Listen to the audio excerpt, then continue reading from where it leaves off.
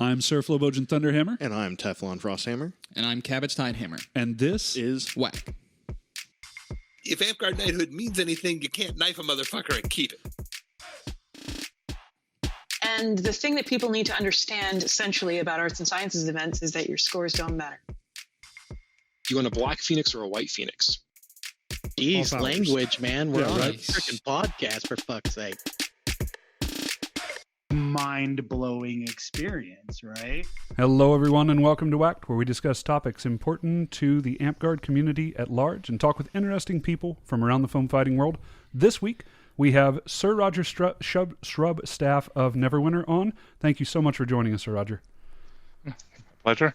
I'm actually technically not of Neverwinter at the moment, but I guess that's where I'm most associated with. It's where I remember you from. It's where I met you and where I saw you at all of the events. Sir Roger of Winter's Edge. How long? When did you move up here, by the way? 2012. 2012. Okay, so it's been a little while. Roger, tell us how you got into Amtgard, and if Amtgard wasn't your first boffer, how you got into your first boffer and how that led to Amtgard. It was my first boffer, but I previously... Okay, so I attended college at Trinity University in San Antonio, Texas, 86 to 90. While there, I got involved with the Society for Creative Anachronism. We had a small chapter in the college there, and we went to a number of events there. And at one of those events in San Antonio, long ago in a place called the Barony of Bjornsborg, no connection to the tennis player. But anyway, so there was an event there, and sitting around a campfire, people just started talking about this new thing called Amtgard, and these were people that were older than us. I was there in a college group, about 4 or 5 other people from the college. We'd go together to these events. Now, as a side note, William Jordan, aka Michael Hammer God, was my suite mate, which meant he was one room over from me in the college, but he never went to the SCA stuff. He didn't care for SCA. So I knew him from even before that. We were like literally right next door to each other. But we went to this event and we were hanging out, and these were like older people, and they were saying, there's this new thing. It's Amtgard. And the cool thing about it is, one, it's all new, and they want people from SCA because they need people who know how to do stuff. 2, they were like, you can use quarterstaves and flails and things we can't use here because they're too dangerous for SCA. What? And the other thing was the power structure wasn't really in place, so you can kind of get in before the click was set. Now, I don't know if you know SCA, and I don't know if SCA has changed. That's my experience was at the time. You'd have a baron for a barony, and that baron would stay there for years until he felt like stepping down. Mm-hmm. And if you were in his group, great. And if you weren't, now, I don't know if the guy was a bad guy or not, but from the outside, it was basically, we're never going to get in with those groups, because we're just kind of newbies, and it just felt like you were outside the clique of the power structure of going on with the group. And so those were all powerful pulls to, what they were describing. So one of these guys was named Patrick. I don't remember his Amtgard name. The other guy was named Curtis. That's about all I remember. But they said, yeah, come meet us. And we met up at a pizza place in San Antonio. And they brought out some weapons covered with socks and PVC cores and couch foam cushions. And we were amazed. And it was like, yeah, we want to do this. So they said there's a group up in Austin and called Barraduin. And I didn't have a car then, so I convinced some of the other guys to go. And then this is when we talked. Actually, not yet. The first week we all met at it wasn't Home Depot yet. It was a Builder Square. This is a chain before Home Depot. And we all got PVC, and we all bought pipe foam insulation, and we bought duct tape for our tape and socks at a local clothing store next door to it. And we made weapons right there in the parking lot, and we went out to Barraduin and fought and had a great time. When we came back there, that's when we convinced Will that this was something, and so he came along the next week too. Plus, he had a car, so he was very convenient to point to Austin. So we actually went to Austin almost every weekend we could. This was 1988. I think it was spring. Mm-hmm. We went there almost every weekend we could, and we kept talking. We really want to start a park in San Antonio, and we met with other people again at the same pizza place. And as one of those names that got floated around there, they said, we're going to call our group Ellen Weir the Celestial Kingdom. And that's the first time I ever heard Celestial Kingdom be mentioned, is somebody came up with that name. And supposedly the other partner made Hand of Fate. That's what they told us. And so we were doing that. That was fun, but this was college, and we all had to go home for the summer. So at the time, I lived overseas in Panama. So I would, fly home. I couldn't do it there. There was no one else I knew that could do it. So we came back the next year, and the group had basically died. And we started up again, and we got it up again, going pretty good.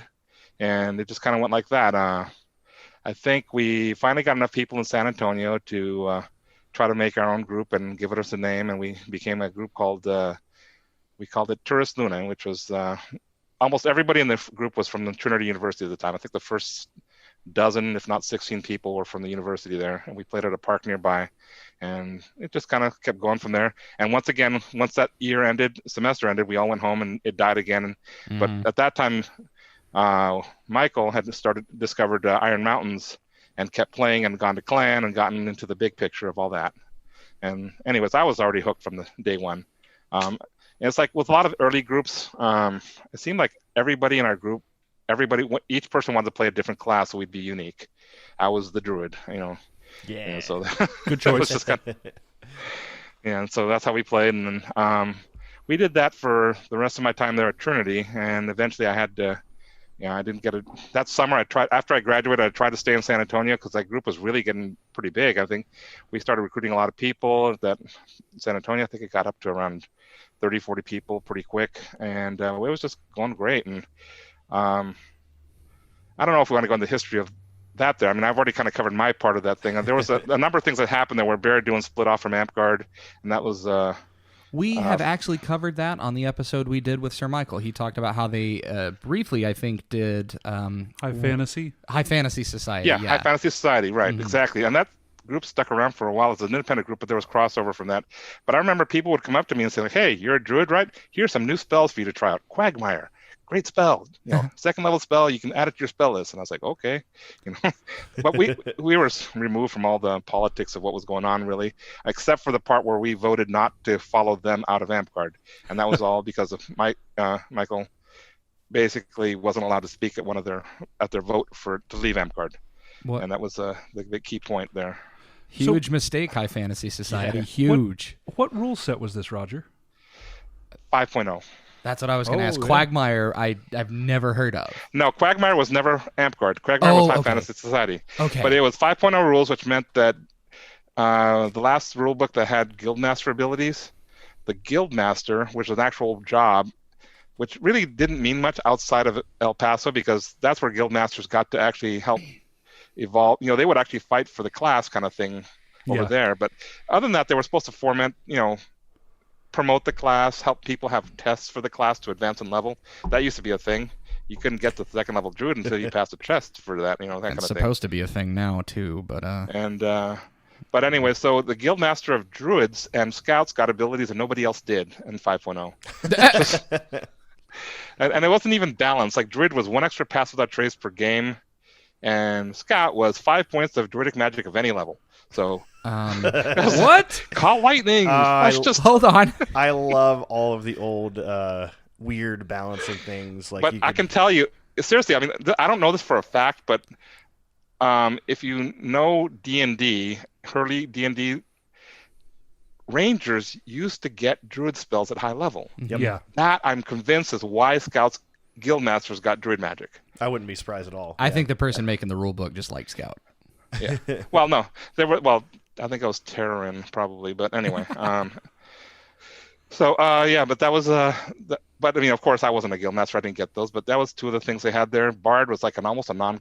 People who made Bard in those days were people who didn't want to fight, I think, in my opinion, because it was like, hey, remove yourself from combat so nobody can harm you and you can't harm them, and just Song of Visit. Yeah. You had now was Presence in the V5, and yes, it was. So you had you got respect from barbarians, and I think was one other class of lower level than you or something. Druids at a lower level and monks maybe. I don't remember. Yeah, for those that weren't around in those days, bards got an ability to where certain classes could not harm them at all unless they took a harmful action. So you would literally call Presence and then walk over to the other field. Hey, how you guys doing? Cool. Are you a barbarian? No, I'm a warrior. Oh, hey. Of course, you didn't have stashes in those days. Yeah, there were no you had stashes. You had to go by the color of the class, and then you get confusion. Like Squire and Healer would get confused sometimes because red belt, red. You know, Yep. What sash is green? Scout. That Scout. Okay, I'm gonna level Scout next because I always forget my sash, and I just You just wear the belt sideways? I'll just. But see, we didn't have the whole belt tree structure. I mean, there was pages and there was men at arms, but it wasn't formalized like it is now. I mean, it was. I don't remember seeing anybody. And Page in Iron Mountains, I think, was a kid who would pick up your arrows for you and bring them back to you. I wondered how that got translated. Yeah, Other places was different. Even when I joined, page was still one of those things where like your page set your tent up, and your page did battlefield retrieval for you and stuff like that. It was not a. But it was regionally based on some of that came over from SCA. But I remember when we first tried to formalize the Neverwinter, I was like, oh my god, because that's what I kind of really took a dislike for what I thought was the pyramid of power that people could build. You know, you got your knight, and then you got 4 of these, and you got 4. You know, each of them has 4 of these, and you could have the huge pyramid that you could build around your belt structure. And I took a few squares, but only there's different reasons, and each of them had things that didn't work out quite as planned, and I never really got too far down that path. Yeah, I never had a knight as I was never a squire, or anything like that. And I know you're talking this whole thing as far as Flame Belt Month, and we can kind of transition to that. But I kind of got to go into how Neverwinter got started. If you want to go that history first, please. Yes. Sure. Okay. And this actually ties in with your Flame Belt quite a bit too. Yes, quite a bit. And as a side note, I kind of believe that I'm not a natural leader or anything. In my opinion, my instinct is not to do that kind of stuff. I feel like I was in a place that made it where there was opportunity for me. But in another world, if I had joined an Amtgard that was well established, I probably would never have been in the position I would have been in. It's actually one of the reasons that that I in particular wanted to have you on the show, Roger, because I think that we have been trying to work hard to dispel some of the myths and legend that kind of surround the belts. And people have this idea that to be a knight, you have to be super outspoken and all of these things. And you were never any of those things, but you contributed so much. People don't realize how much you have done for the game, I don't think. And it's one of the things that I want to cover while we're on this. But okay, let's start by your involvement with early Neverwinter and it kind of coming to Kingdomhood. All right, so right off the bat, I mean, when I was in Texas, Texas was coming to come along pretty good. I mean, we eventually, I said I had to leave San Antonio. And later than that, sometime after that, Celestial Kingdom became a kingdom. Wetlands came along later, because we heard about College Station at the time. Emerald Hills was already there; they were well established. And Golden Plains, I remember hearing about Golden Plains starting up. In that picture that I posted a little bit earlier, that was actually a spring break trip we took to Iron Mountains, and we heard about them going to visit a new group in Golden Plains and stuff like that. And so this was all these things were kind of coming to be. And by the way, there was Duchy of Iron Mountains when we went to that spring break trip, which I know there is one now, but not that back then. That was it for Anyway, so aside from all that, I had to go back to Panama, and I really missed Amtgard, and I lived in. This kind of gets outside of Amtgard, but I lived in a U.S. territory that doesn't exist anymore because of the Panama Canal Zone. It was about 10,000 U.S. citizens that lived there. It actually technically ended in 1977, but it kind of lingered on till 2000 when the final transition happened. So when I went back there, it was heavily into the process of transitioning back, but there were still a lot of U.S. people that lived there. But I also had a lot of friends in Panama as well, like that, and people I played D&D with there. And I kept trying to plug it up. So eventually I talked them into like, look, I have a friend who's a contractor. He's got a lot of PVC, and we can make some weapons. And so I actually started a group down there. That's right. And the PVC we had was not the same quality as we would use here. In the first battle we had, every weapon we had broke. Oh no! I seriously remember, like, literally, it was somebody made a big two-handed sword. Somebody else had a quarterstaff, and he held it up to block a shot like this, and the other guy just closed straight through it, snapped it, and then the other guy took both halves of his weapon and went like that, and I got him. And I was like, no, don't attack with that. In a way, that's kind of epic. I like it. Yeah, that's where you play it off like the whole idea was to break the weapons all along. It's like, everyone did a good job today. Now go buy more PC. Yeah. I've always wanted to make a quarterstaff that was actually secretly two these short swords stuck together, and it was going to come up anyway. But anyways, aside from all that, that group didn't last. Some of the people there spoke Spanish, and at the time there was no Spanish rulebook, which ties into another thing later on. But anyway, so eventually I got moved back. I moved back to the U.S. in Florida, West Palm Beach. I didn't know anybody there, but I did. See, I kept talking about it, and I had my weapons, and my a few other things like that, spell balls, some garb, and I talked to other people into starting a group there, and this was 1992. We eventually went out and started playing a couple weeks in what came to be Silverwater, and that group got established. We played for about a year, and it kind of died out, and we eventually revived it again in 1995, and this time we were using bulletin boards as a way to promote Amtgard. We would dial up bulletin boards. There was a board called the diving board, which was about scuba diving, but we ended up getting a big foam LARP thing on there, and we ended up recruiting a lot of people off of that, and we got the group started again and kind of went from there. Now, at that time, there was Golden Vale in New Hampshire, and that was, as far as we knew at the time, the only Amtgard east of the Mississippi. Now, it turns out Rising Winds had been existing in isolation the whole time also, but we didn't know about them. And there was no internet Amtgard. There was, as I said, bulletin boards. I phoned up some of the people I knew in San Antonio, and one of the guys that I played with was King at the time, and he gave us his thumbs up to start the group. Nice. And but I never really heard from him again. So when I finally got the group serious enough, and I said, okay, we need to actually get in touch with some people, I think I talked to Will at one point, and he was busy with something, and I kept trying to get other people and that passed around, and I downloaded the 5.0 rulebook again from the same bulletin board in Texas that I knew, and somebody put me in touch with Aaron Mithras, and other people immediately warned me, you can't deal with him, he's impossible. So I kind of took it as a challenge. I was like, okay, I can make this work. So I emailed him, and he had a 6.0 rulebook on my doorstep in a week. So awesome. Right off the bat, he was great. So we went like, okay, great. So then I took that rulebook and kind of typed it up at the time, not knowing that was not cool, and we put it on our bulletin board. Eventually, I got it scanned and did it better, from that one.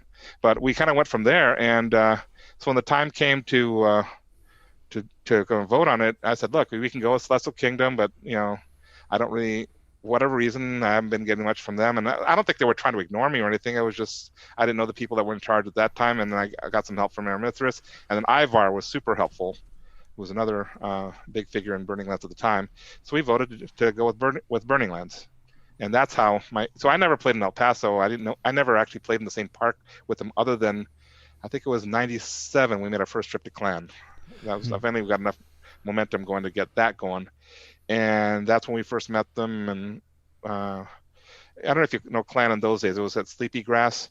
Sleepy Grass was the extremely strung out campground. There was basically it was a hill with a road, and the main battlefield was near the top. Merchants was above that, and then sort of the elite campsites were way above that. The Golden Lions, Claw. And Merchants Row, and the farther down the hill, so when we signed up, we were like campsite 42 or something like that. So you basically have to climb uphill, and coming from like near sea level to 9,000 feet above sea level, hike up to the battlefield in time for the battle, and your oxygen level is going through the floor. It reminds me of us and Ruckus. Yeah, right. Right. So anyway, so that kind of stuff, and this was, but anyway, so then we got that's how we ended up getting hooked up with now. Sometime after that, let's see, that first time we heard about other groups forming in that area, I think the second group we heard from was Falling Fire. They were coming to a Magic the Gathering tournament in Miami and stopped by. After we had established a bit of contact there, but that's when I first met Chris and Shohag and some of the other people in Falling Fire. And there was differences between our groups. I mean, the fighting styles were different. Some of the actions different. Even our rule books were different. I mean, I'll get into. We actually had a situation once where literally we had a fight or something, and this was much later, but somebody on the other side of a lake cast a spell and was expecting us to take it, and then we were like, no, the range of that spell is 50 feet, and they're like, no, there's no range limit. And we went, like, both ran back to our cars, got rule books out, and each pointed out that this one says this and the other one says that, and they didn't say the same thing. And like, so that kind of stuff happened. And we're like, we really need something to sort this all out. Yeah. And we found out that their version was based on a printout of the HTML version of the rule book and not the version, things like that. I mean, so anyway. And to break this down, because we have 99% of the people that are playing Amtgard are, I would say, under 30 easily. Yeah. To give you guys an idea, even when I joined in 2000, I had a little bit of what Roger was talking about. There wasn't any centralized structure. There wasn't Facebook that you could go to. No. You still had truckers that were super, super important, and I'm not being funny when I say this, super important to the Amtgard power structure, because they would do things like let people know where new groups were. You call ahead. So it was a different time. So anyway, so one of the things that actually kind of started around this time, though, was Ivar had a website which he ran on a port 8080, if you know what that means, off of the University of Texas El Paso. The server was called Horus, he's a big archaeology guy. Mm-hmm. I started one of the first Amtgard group websites that I know of. There was a few others of us out there, and we kind of made our own little network. We make like these little web rings, or here's the links for the other groups that actually have websites, and we started this sort of online community. There was a mailing list, Amtgard-L, which Ivar ran. And that mailing list was you sign up for it through a command, and then every time someone emails the group, everybody gets it. There's no takebacks, there's no delete the post. Once it's sent, everybody gets it. And every once in a while, it get bad enough that they'd have to moderate. And but anyway, so there was that, but it wasn't too useful, and there was a lot of like flame wars on there too. The other online community at the time also involved, believe it or not, a mud that Ivar ran called the Amp Mud and also the Amp Mux. And may not believe it, but there was a lot of Amtgard politics that happened on these things. I believe it. Yeah, definitely believe it. And that's really interesting. And again, so I said, for our younger, I'm sorry, Roger. For our younger viewers, because I feel like we kind of need to break this down. Yeah. Muds and Mucks are old school text-based RPGs that you would play on your computer. Right. Roger actually made one at one point. I did not.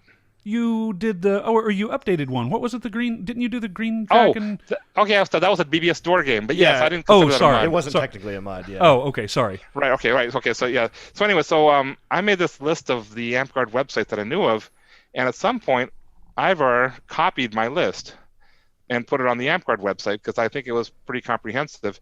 Snicker, I think, had the Amtgard Atlas, was an early resource too. Mm-hmm. That's still around in one. Yeah, in another form, right? Yeah. So anyway, when he put that on the Amtgard website, he put thanks to Roger, and then so then I would get people emailing me saying, "Can you fix the Amtgard website for?" And I was like, "But it's not me." Anyway, so we kind of got this whole online community kind of going from that, and we a lot of us people online knew each other. I mean, I actually sought out Snicker, and I met up at Clan one year just to compare notes from stuff like that. And Snicker at the time was a Shadowvale guy in, I think, New Mexico or Dragonspine, but he moved to Mystic Glade. Yeah, he started Mystic Glade, I believe. He did. Where he was, Calidor and Snicker Furfoot started Mystic Glade originally. So he moved to Knoxville and then was helped responsible for that getting started. But anyway, so we met Goldwyn. I'm getting so sidetracked. I'm not touching the points in order. Hey, you've seen the show before. Yeah, you've seen our show, Roger. This is about normal. So I do remember that at the time, the fight. So Silverwater and Falling Fire, they kind of fought differently. Mm-hmm. The Silverwater style was kind of a lot, and these were people other than me. I was never one of the top fighters or anything close to that. I could run, and despite my being fat, I could pretty much run through. And my strategy was like, I can run through more foliage than you can if I need to get away. And I would, and what's the worst part is I could get away with it in South Florida, and when I'd go up to like North Florida or Georgia, you get cut up. You cut the ribbons trying the same tactic. Mm-hmm. But down there I could. And we had this field where literally all the paths were made by us running around. Oh, that's awesome. There weren't any paths. We just made our own paths and they became our paths. And we knew them too. We like, okay, right, duck under that tree and then run around like that. So anyway, so Silverwater got really going pretty good. I mean, I think by 97 we were up to 80 people. Wow. We also met, we got invited up to Valdosta where we met Dragon's Keep. Jedi Corbane, I think was his name at the time. Goldcrest. Yeah. Oh wow. Was there. Yeah. Wait, hold on. Hold on. What was his original name? It wasn't spelled Jedi. It was Gheodei or something like that, or some weird spelling. But it's pronounced Jedi. I think that was him. I think that was the name. That's the name I remember. Anyways, it was at his place. We actually went to his place for an event, which wasn't Dragon's Rage, but we kind of later on called it Dragon's Rage Zero because it was the first time we met them. Oh, nice. And at the time, a lot of the people were recently former SCA, just going like, we want to play this because I can play in the summer and not die. Yeah. And that's where I first met Leo, too. Mm-hmm. Oh, cool. And I think... I love Sir Leo. What's his name? The other guy. Sanchez. I was up there, too, I think. Wasn't it Sanchez? Yeah, I think he was. These are Golden Veil guys, right? Yeah. Yep. Right. And there's a reason why they're Golden Veil. That's another part of the whole. Anyway, so they were there with them, and then the other groups kind of split out from there originally. Like Darkwater East was a group that sprung up from somebody that left Silverwater and met other people at that was Kitirat, and then there was also Bloodstone and Jacksonville got a group started, and then at the same time we got Russ and Kudzu were stationed in Fort Walton Beach, and they started Emerald Coast over there. Oh, cool. So all these groups kind of started springing up independently, and that's when we kind of like going, we really need a rule book. So we ended up deciding we were going to hold the. I think it was Kitirat was the one who was pushing for us to try to get everybody unified together. Burning Lands was at the time. Jeez, I got sidetracked. Burning Lands was. Remember I said it was kind of a challenge to deal with Theron Mithras? Sure. Yeah. A lot of people had problems dealing with them. I had a tack I took with them where I said I called it my Jeopardy style of diplomacy. I would just put everything in the style of a form of a question. I wouldn't say we want to do this. I would say like, hey, we want to do this. What do you think? Mm-hmm. But I could word it in a way so that it would kind of like be, this we think this is a reasonable course of action. Things like. But whatever it was, it worked. I got along fine with him. I could.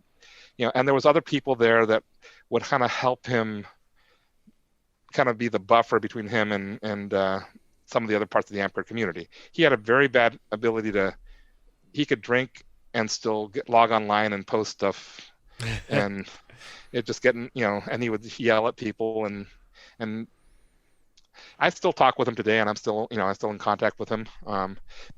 But for a lot of people, he's very difficult to deal with. He gets himself thrown off of things all the time. He's been banned from the Burning Lands Facebook group, among other things, even now. But anyway, so we were getting along with them. Falling Fire was, and you heard this from Chris, because I listened to his thing. They were VSR because of Sir Icefire, who had moved there for a time.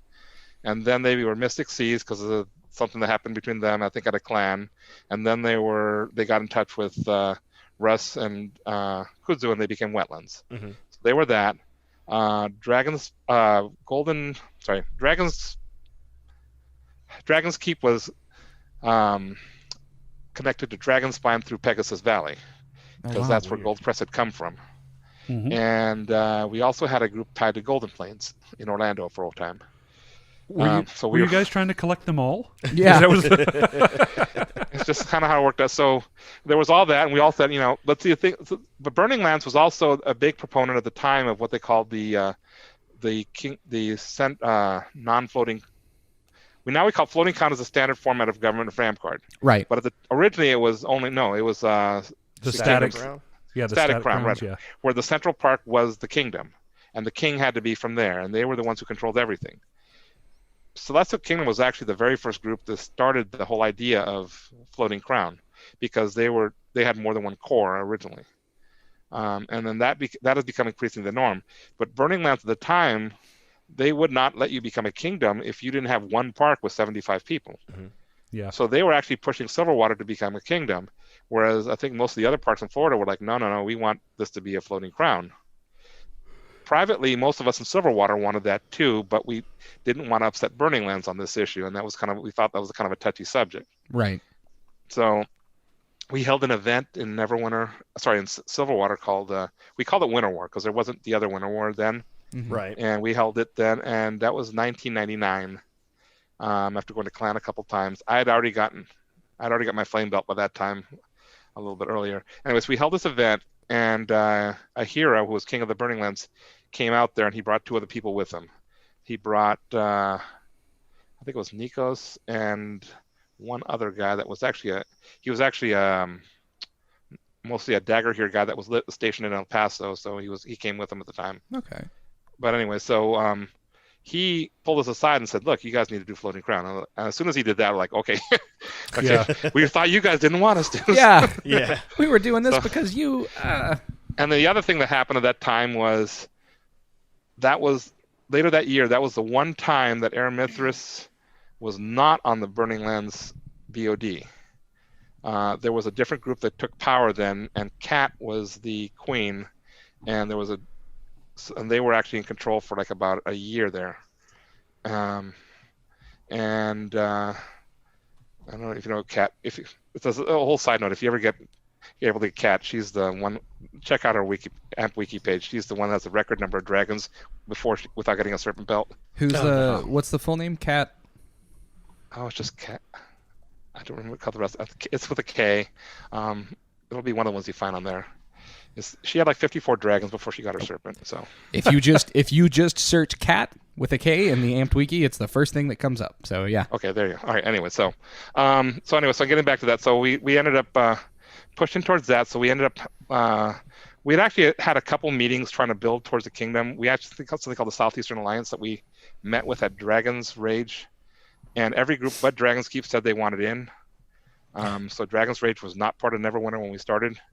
So Dragon's Keep was not. We held we decided we were going to hold a meeting to work on getting the rulebook hammered out amongst all our groups. Was Dragon's Keep in Georgia at that time too? Okay. Yes, they were. So that wasn't the reason we excluded them, but later on they kind of used that as a reason why we shouldn't add them. Some people said, "Oh, well, we incorporated it as Florida and whatever." So, but anyway, so we Kitirat. So anyway, so I'm kind of getting ahead of this. There was a bit of a rivalry that was kind of building between Falling Fire and Silverwater. Some people in Silverwater did not like Falling Fire people, and vice versa. We actually held a raid. There was a guy named Loyal Jones who was our Baron at the time, and he organized a raid of Falling Fire where he just like got a bunch of carloads of people, and he showed up unannounced at their park, and they didn't have all their people there, and we held a big battle, and yeah, we beat him. We outnumbered him, and there was at the time I think our fighting level was at least equal. We had a couple people that were really good, and sometime after that, Falling Fire started getting really good, and we didn't notice it in Silverwater. They started traveling a lot more, and it was eventually we were able to pick up on it, but it's just one of those things that we just kind of assumed, oh yeah, we stomped them, over on their field, kind of thing. And so they were like, so then we actually tried it again. Loyal did a second trip, and that time it was a really close pitch battle back and forth. They got some doomsdays off, things like that, and that's back in the days when doomsday kills everybody. Yep. Yeah. And so anyway, so there was a little bit of, probably some hard feelings or some stuff like that. I don't know. There was also Silverwater tended to have a lot of people. We tended to ignore the limit on magic users, which was in the rule book at the time. Just little things like that. So also the fighting style. I remember there was a guy we had in Silverwater that their fighting style was tend to be sort of the charge and trample. And I actually remember one of the Falling Fire guys when they visited us, he ended up with, you could actually see the boot print on his tunic. I was like apologizing, dude, you gotta do that kind of stuff. And the guy was like so bad at that stuff. I actually made a pole arm that actually was meant, I called it like the hockey stick. He would charge me and I would catch him on the hockey stick. He wouldn't take it, but I would steer him to the left of me so he wouldn't keep coming at me. And it was, stuff like that. So anyways, that kind of went. I know it moves along, right? No, you're good. No. Right, We're gonna make a hockey stick. Yeah. So anyway, so we and I could even go into some of the weapons from those days. It's not even funny, but anyway. Kitirat was trying to be the peacemaker between the groups. He was like, he knew me. He knew people, and a lot of people. They were closer to Tampa. They had a lot of back and forth there as well. They visited a lot, and so he said, "Okay, I'm going to hold an event, and we're going to call it a Monarch's Retreat." And he picked a site in Orlando. Orlando was probably the smallest group but we figured it was pretty central. And he picked a state park there.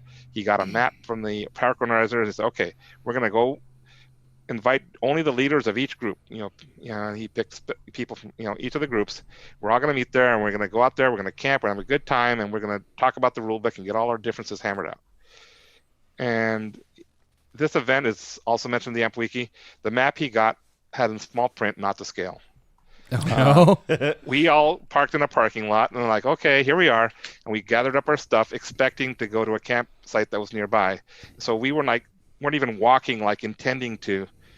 We were like, okay, this is the first trip. And so you have people carrying a giant cooler and one on each hand while the other arm had to dump, the chairs and the tent and other stuff. It was about 3.5 miles to the campsite. Oh, no. And I'd have turned around. But we kept thinking it's got to be around the corner, and then we just kept going and going. And we finally got there. We put all the stuff down, and we're like, we're hungry. Where's the food? It's back. No. So literally, we then hiked the way back out there. We didn't feel like doing that. We went to a Chi-Chi's Pizza. We got pizza, talked about it, and then we hiked back out to the campsite, and then we tried to talk about the rules. Nice. I think we hammered out one or two things at the time, like, can barbarians use throwing axes, or can they use throwing weapons other than throwing axes, or something like that. Mm-hmm. And so we did that, and we were so exhausted. We didn't get anything done. So then I think Bjorn, who was in Darkwater at the time, also, he said, we're going to hold another event. So we called that event Iron Monarch because it was much tougher than we expected it to be, and we didn't get anything done. So the second event was called Plush Monarch. He held it at a hotel in Gainesville. Perfect. That's amazing. We got a conference room, and we got almost all our rulebook sorted out, and we worked on a corpora. And I think we had 3 or 4 more meetings. We worked on the corpora. We got our corpora hammered out, and we had no idea what we were doing. We spent the next 10 years trying to fix that corpora. You spent several years trying to fix it. Did you say that you got an entire corpora sorted out in 3 or 4 meetings? Don't listen. What's that like? I can't. Well, our corpora had rules that said, okay, we need to make sure that everything is balanced. So therefore, the crown quals will be held north of this degree of latitude. God. Oh, and wow. it will be south of this degree of latitude, and then it'll be between those degrees of latitude.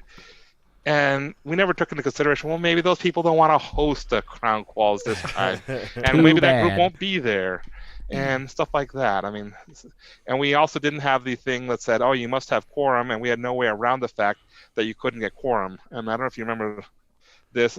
There was basically people hit on the idea, I don't want this thing to pass. Everybody else is in favor of it. But if we can get enough people to not be at the meeting, they won't have quorum and they can't pass it. So as soon as they announced we're going to take the vote, they would just walk out of the meeting. Yeah, I've heard about this. This is one of the things that that I have discussed on the show before that was very common. Your corpora seems weird because it was originally written to be in person. So whenever you're looking at the Still is corpora, written, I think, to be in person. If you look at some of the odder rules in the corpora, especially involving all things, and you say, well, why is it worded like this? It's because this used to be a lot of people sitting around a campfire voting and raising their hand and objecting. It's supposed to be like we needed Robert's Rules of Order and things like that. And so we finally decided we need to get this rule passed that allows distributed voting. But the trouble is that, well, you can't raise an objection to distributed voting, all that kind of stuff. You have it online, you can talk about it. But we couldn't get that passed. So finally, at some point, Neverwinter said, look, we know it's against our rules. We're just going to all agree to hand wave the fact that we don't have enough people to pass this, and we're going to pass it anyway, because we'll never vote on anything again if we don't. And we did. That's what that's otherwise the king, we literally would have to dissolve the corporation and start over again as another way around it. And it's technically, we violated our own rules to do it, but we all kind of agreed we had to do it. But anyway, so I guess that was kind of that was after the fact, after we got together. So anyways, at some point around there, we were getting the kingdom. We were getting so I was probably the best known Amtgarder in Florida at the time, just because I had all the online stuff. So I kind of went on a goodwill tour. I went to Spring War, I went to Great Eastern, and I tried to meet every kingdom monarch I could and said, look, we're going to be going up for clan. Can you please vote for us at the clan for kingdom? And at the time, there hadn't been a new kingdom since Wetlands, and it's been a couple of years at least. Was there requirements that you guys had to meet other than one park at 75? That was the requirement, but we basically took the collection of the attendance from all the groups, and we just submitted it anyway. I don't think we had average of one park being 75. Now, it was 75 a week the way we interpreted it to be on there, not 75 different people in a month or anything like that. Gotcha. But I mean, we had in the past met that. I said Silverwater was averaging about 80 for one summer. Then we went to clan and found out about companies, and then we came back and started a bunch of companies, and then we got into a bunch of company factional fighting. And the other thing that happened to Silverwater is Olak Blackstar, which is which we could do a whole episode on. Yeah, he started in Silverwater. He was driving by one day, saw us, and thought it was cool, and came out, and that's where he started. He started Blackstar there, and eventually, he moved up. He moved to Darkwater East, and then he moved to Dragon's Keep, and then so on. I never personally had a direct conflict with him, but a lot of people I knew really, really did. And I mean, he could be a fun guy to hang out with if you weren't, but the stuff he did to drive people crazy was just, I wish we'd gotten rid of him sooner. I mean, that's all I can say. Yeah. I met him a couple times, but I was probably 15, 16 or something, and I didn't really think about it other than, I fought this guy and I know his name randomly. So, no, he started there, and we had there's a lot of ex Black Stars that were in Silverwater. There's still some there's still probably some there. I mean, so. Well, we have Warlord Gunn is former Black Star. Yeah, we had, and he had some really good people that came through the ranks of that. I mean, there was a kid we had named Decado. And we took him out when he was around 16 to clan, and he showed up late for their big tournament that year and still finished third. I mean, he missed an entire category. And at his peak, he was one of the, he was fantastic. But, like so many others, they burned out their knees and things like that. And, yeah. But anyway, so we had the other thing. We got the Kingdom thing. So I went around and got all the goodwill. We went to clan, and I had a big. I printed up a 100-page thing about this is Neverwinter. Here's our sign-ins. Here's something about each group. Here's pictures. Here's why you think you should vote for us. And we went to the Circle of Monarchs, and we had a big meeting. It was around midday. It was me and a guy named Araman were the presenters, and they voted for us. And in a ceremony the next day, they announced we were a kingdom. So nice. There's a nice picture somewhere about us all. I think Goldwyn's in the picture. Me, a number of people from Darkwater, and other people from Silverwater are all in the picture there. And if you ever see that picture, Goldwyn's arm is in a sling because I think the Bob's. That was the event where his shoulder got messed up originally. Yeah. Right. Yeah. It was the chosen, aka the Bob's, aka the Torches, aka whatever. There was in a jugging match with them, from what I remember. Yep. Yeah. Anyway, so allegedly. All right, so we got our kingdom status. They announced it wrong in court. They said we were the kingdom of Nevermore. Oh no! Oh no! Then she corrected it afterwards. So, and we got somebody's got the scroll. I don't have it. I think Toda took the scroll.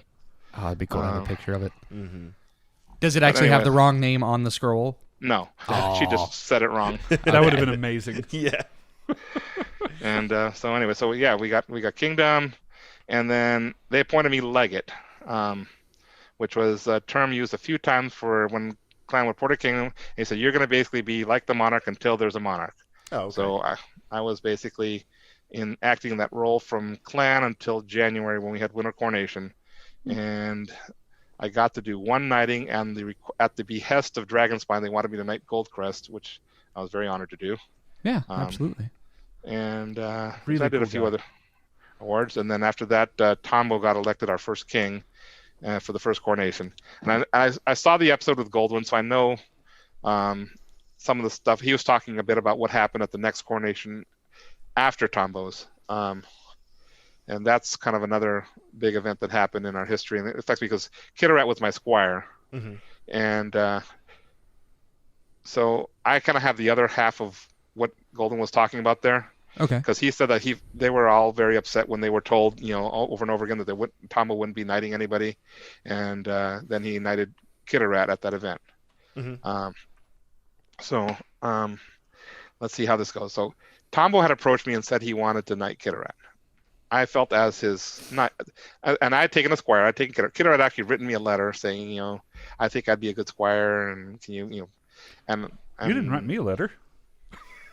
I wrote you a letter. It said, "Can I be your man at arms?" Circle yes or no. Yeah. It was on a bar napkin.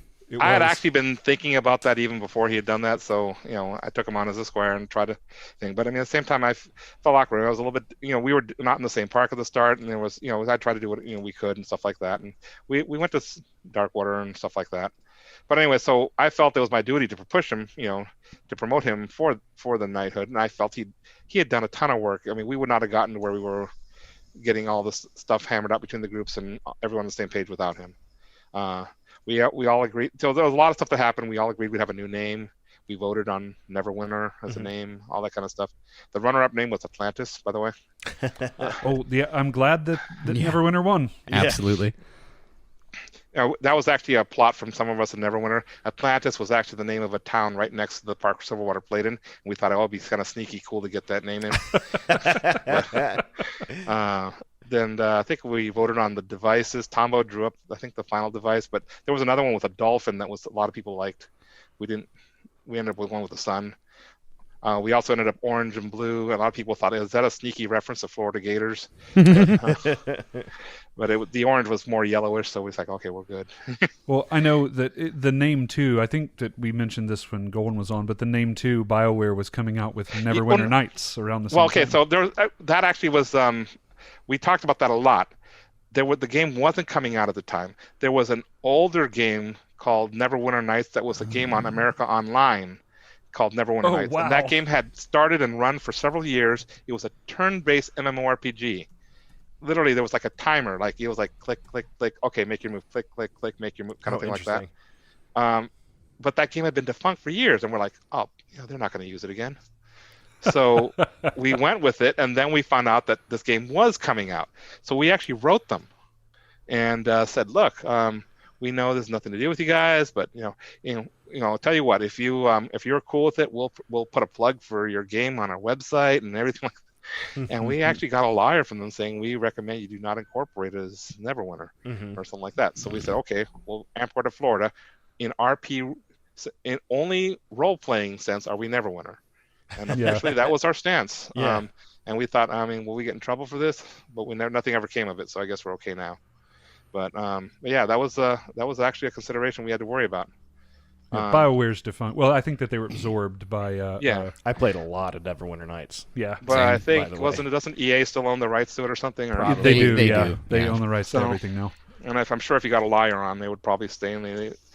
It's one of those things where you have to defend the rights to keep it, kind of thing. And I think we've had it long enough. Yeah.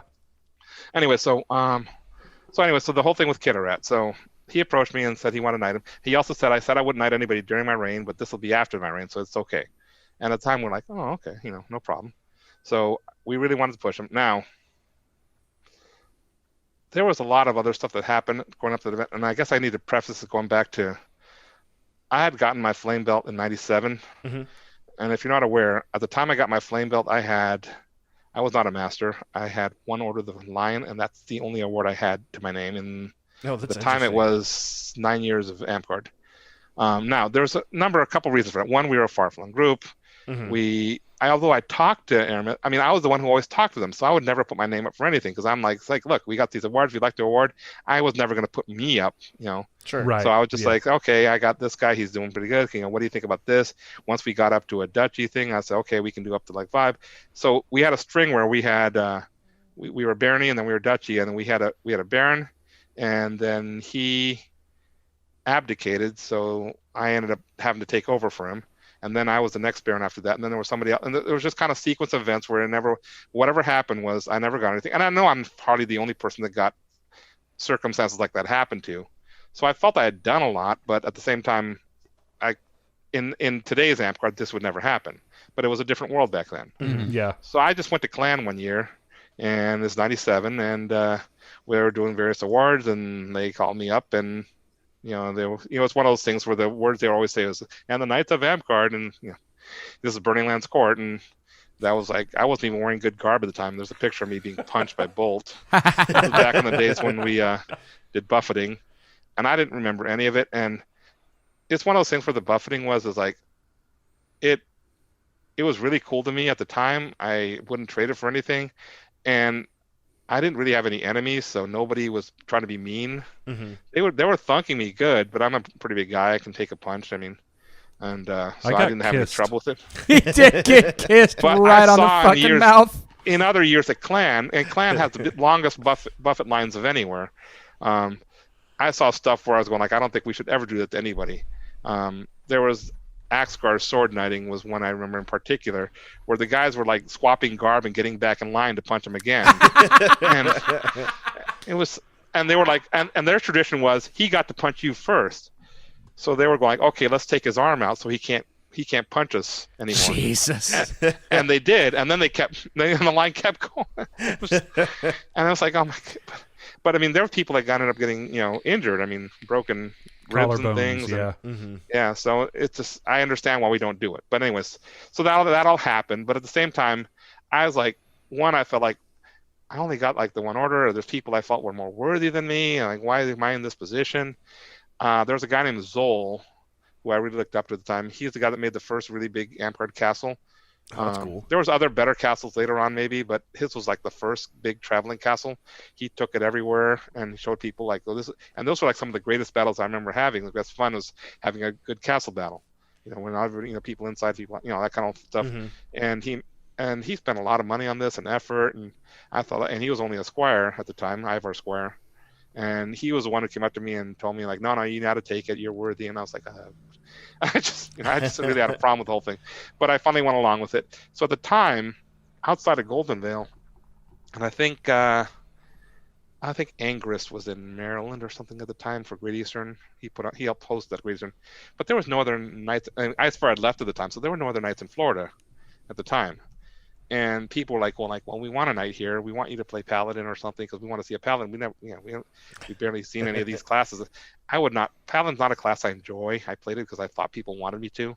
People would actually script things for me, like in an event. Like they were like, oh, and then you stand up and say, I stand in the light and I will, this is so I went along with it. I never got armor for it. Somebody made me a paladin tunic. I had a couple other ones that got made. Elspeth made me one that was really, I couldn't wear other than on cold days. That kind Florida. of stuff. But Yeah. So anyway, so I went along with it eventually, and it was if you've never seen it, it's a green one that's reversible, so you could take it off, flip it inside out, and it's black Phoenix on the other side. This that's this cool. is a picture on your Amped Wiki, actually. Yeah, we have the picture on your Amped Week. We'll actually post it in the. Okay, yeah. So the white got dirty a lot easier. So even though if I was gonna play it, I'd prefer to play Paladin, but the white eventually got kind of permanently stained, so the black one looked better. So I ended up wearing that. If I wasn't doing anything in particular, I'd wear that more often. And plus, if you're gonna sneak around at night, it's like you got the beacon versus kind of stealth. Not even gonna lie, Roger. Not even gonna lie. One of the reasons I decided to go with anti-paladin was because we live in East Tennessee, which is muddy and dusty all of the time. There's absolutely no way that anything that you wear here stays white for more than 2 weeks. I thought you were going to say it was for sneaking around, and I was like, absolutely not. So anyway, but anyways, I had fun with it. But I mean, I leveled up my paladin just because, and it's one of those things where, as like the thing, like once you play long enough, you level every class you care to. Right. I never did all of them. I'm sure people have, but at some point I was like, I don't care. It's one of those things. I'll keep putting in the stuff I like. The classes I like to play most are Druid and Monk, and Scout. Although I don't like saying Scout as much since we took away the light throwing weapons from him. Yeah. I like light throwing weapons. That's the other thing I liked about Monk too. One of the first times that I ever not really interacted directly with you, but like one of the first events in Florida, you had run a throwing weapon tournament. Yes, I love those. On a playground at the thing, and it was so great because like I didn't know it existed. I'm mad that I didn't get to play in it, to be honest. But I watched people like ducking through different slides and doing stuff and trying to get the other guy. It was great. I'm not gonna lie. I'm super jealous of those. I wanted to keep doing those, and I wish people would do more of them because I love it. I mean, we actually did one of those in Silverwater ways back when we ended up having a perfect. It was a number divisible by 3 participating, so we did 3 brackets, and we ended up with 3. And we did the good, the bad, and the ugly standoff at the end. That's awesome. Literally, it was me, Bishop, and one other guy, Tigger. You probably don't know. He was one of the first guys, and he actually has done stuff elsewhere. But he wasn't. We had no idea how he made it to the final. But literally, Bishop and me were going like, You're the one I'm worried about. And I go, we both killed each other, and he was just standing. I'm like, that's amazing. Oz and I think Clover maybe they ran a throwaway thing that I got to participate in.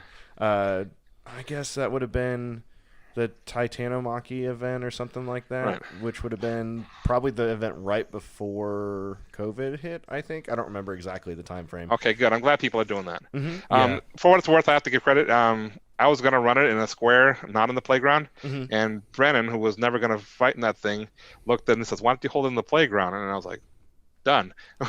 we moving it over here. Oh, yeah. I think that was the Decepticon militia event. Yeah, it was. Yeah, but that was his idea, and That's awesome. I was worried people would hit their heads, but it worked out okay. Yeah. And we always tried to make the dagger of infinite penetration as a throwing weapon as the prize for those if we could. Mm-hmm. Yeah, so anyway, is that still around? I don't remember if it's still in the book or not. We used to, so Kingdom Relics are still around. Again, for our listeners that may not know, there used to be a Kingdom Relic called the Dagger of Infinite Penetration. It was an actual dagger. In some places, it could be a throwing dagger. Some it couldn't, and it infinitely penetrated. It did exactly what you think. It went through all it was. armor. Yep. Yeah. Yep. So, but yeah, we had a lot of fun with that. So anyway, what am I? Anyway, so I never got around to finishing the Kitirat story.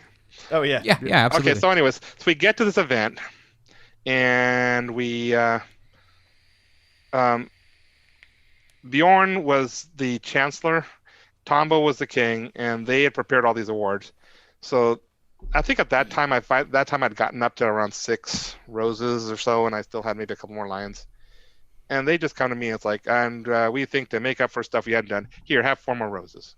And I wasn't the only guy they did this to. They did this to a lot of people. And that was another thing that kind of made the event just kind of like, they gave, and then I think they gave Chris a 9th or 10th of something. But yeah, and then the whole thing was in, and then they went ahead with the knighting. Now, this was an event that almost broke the kingdom. This thing that happened, and we didn't realize it until after it happened. So it happened. I think Kitirat's wife was there. She was like all sobbing, stuff like that. There's a picture. I got a picture of me putting the belt around his waist, stuff like that. And then a little bit after that, I was still kind of happy talking to some other people, and I saw Kit, and he was like crying about. And I guess, he had realized that some people were not happy with the fact that he got it. And despite the fact that he had put in a ton of work, stuff like that. But it wasn't over the fact about him. And it was also the fact that it was a ninja knighting. He had no idea what was going to happen. Other people didn't know what was going to happen. I think Tombo and I were the only 2 that knew what was going to happen. Tombo made the belt, I think. I love a good ninja knighting. So all these things were like, right. So this is one reason I'm totally against ninja, because of the off-guard thing. So Chris probably did not react his best when it happened, and I don't blame him. Other people didn't either, and then we were all young and immature at one point. He left. We heard that Chris and Ray were off drinking somewhere, kind of going to console themselves over the thing, whatever. And I give Chris credit. The next day he came back, put on a straight face, and did all his business, and he was all. So here's the basic dilemma we had. I think it was Kelbo that came to us and said, look, this is why people are upset, what happened. So I think we had me, Tombo, Bjorn, Kelbo, Jen, Kitirat's wife, and I think that was it. And we were all just sitting around going like, oh my, we screwed this up.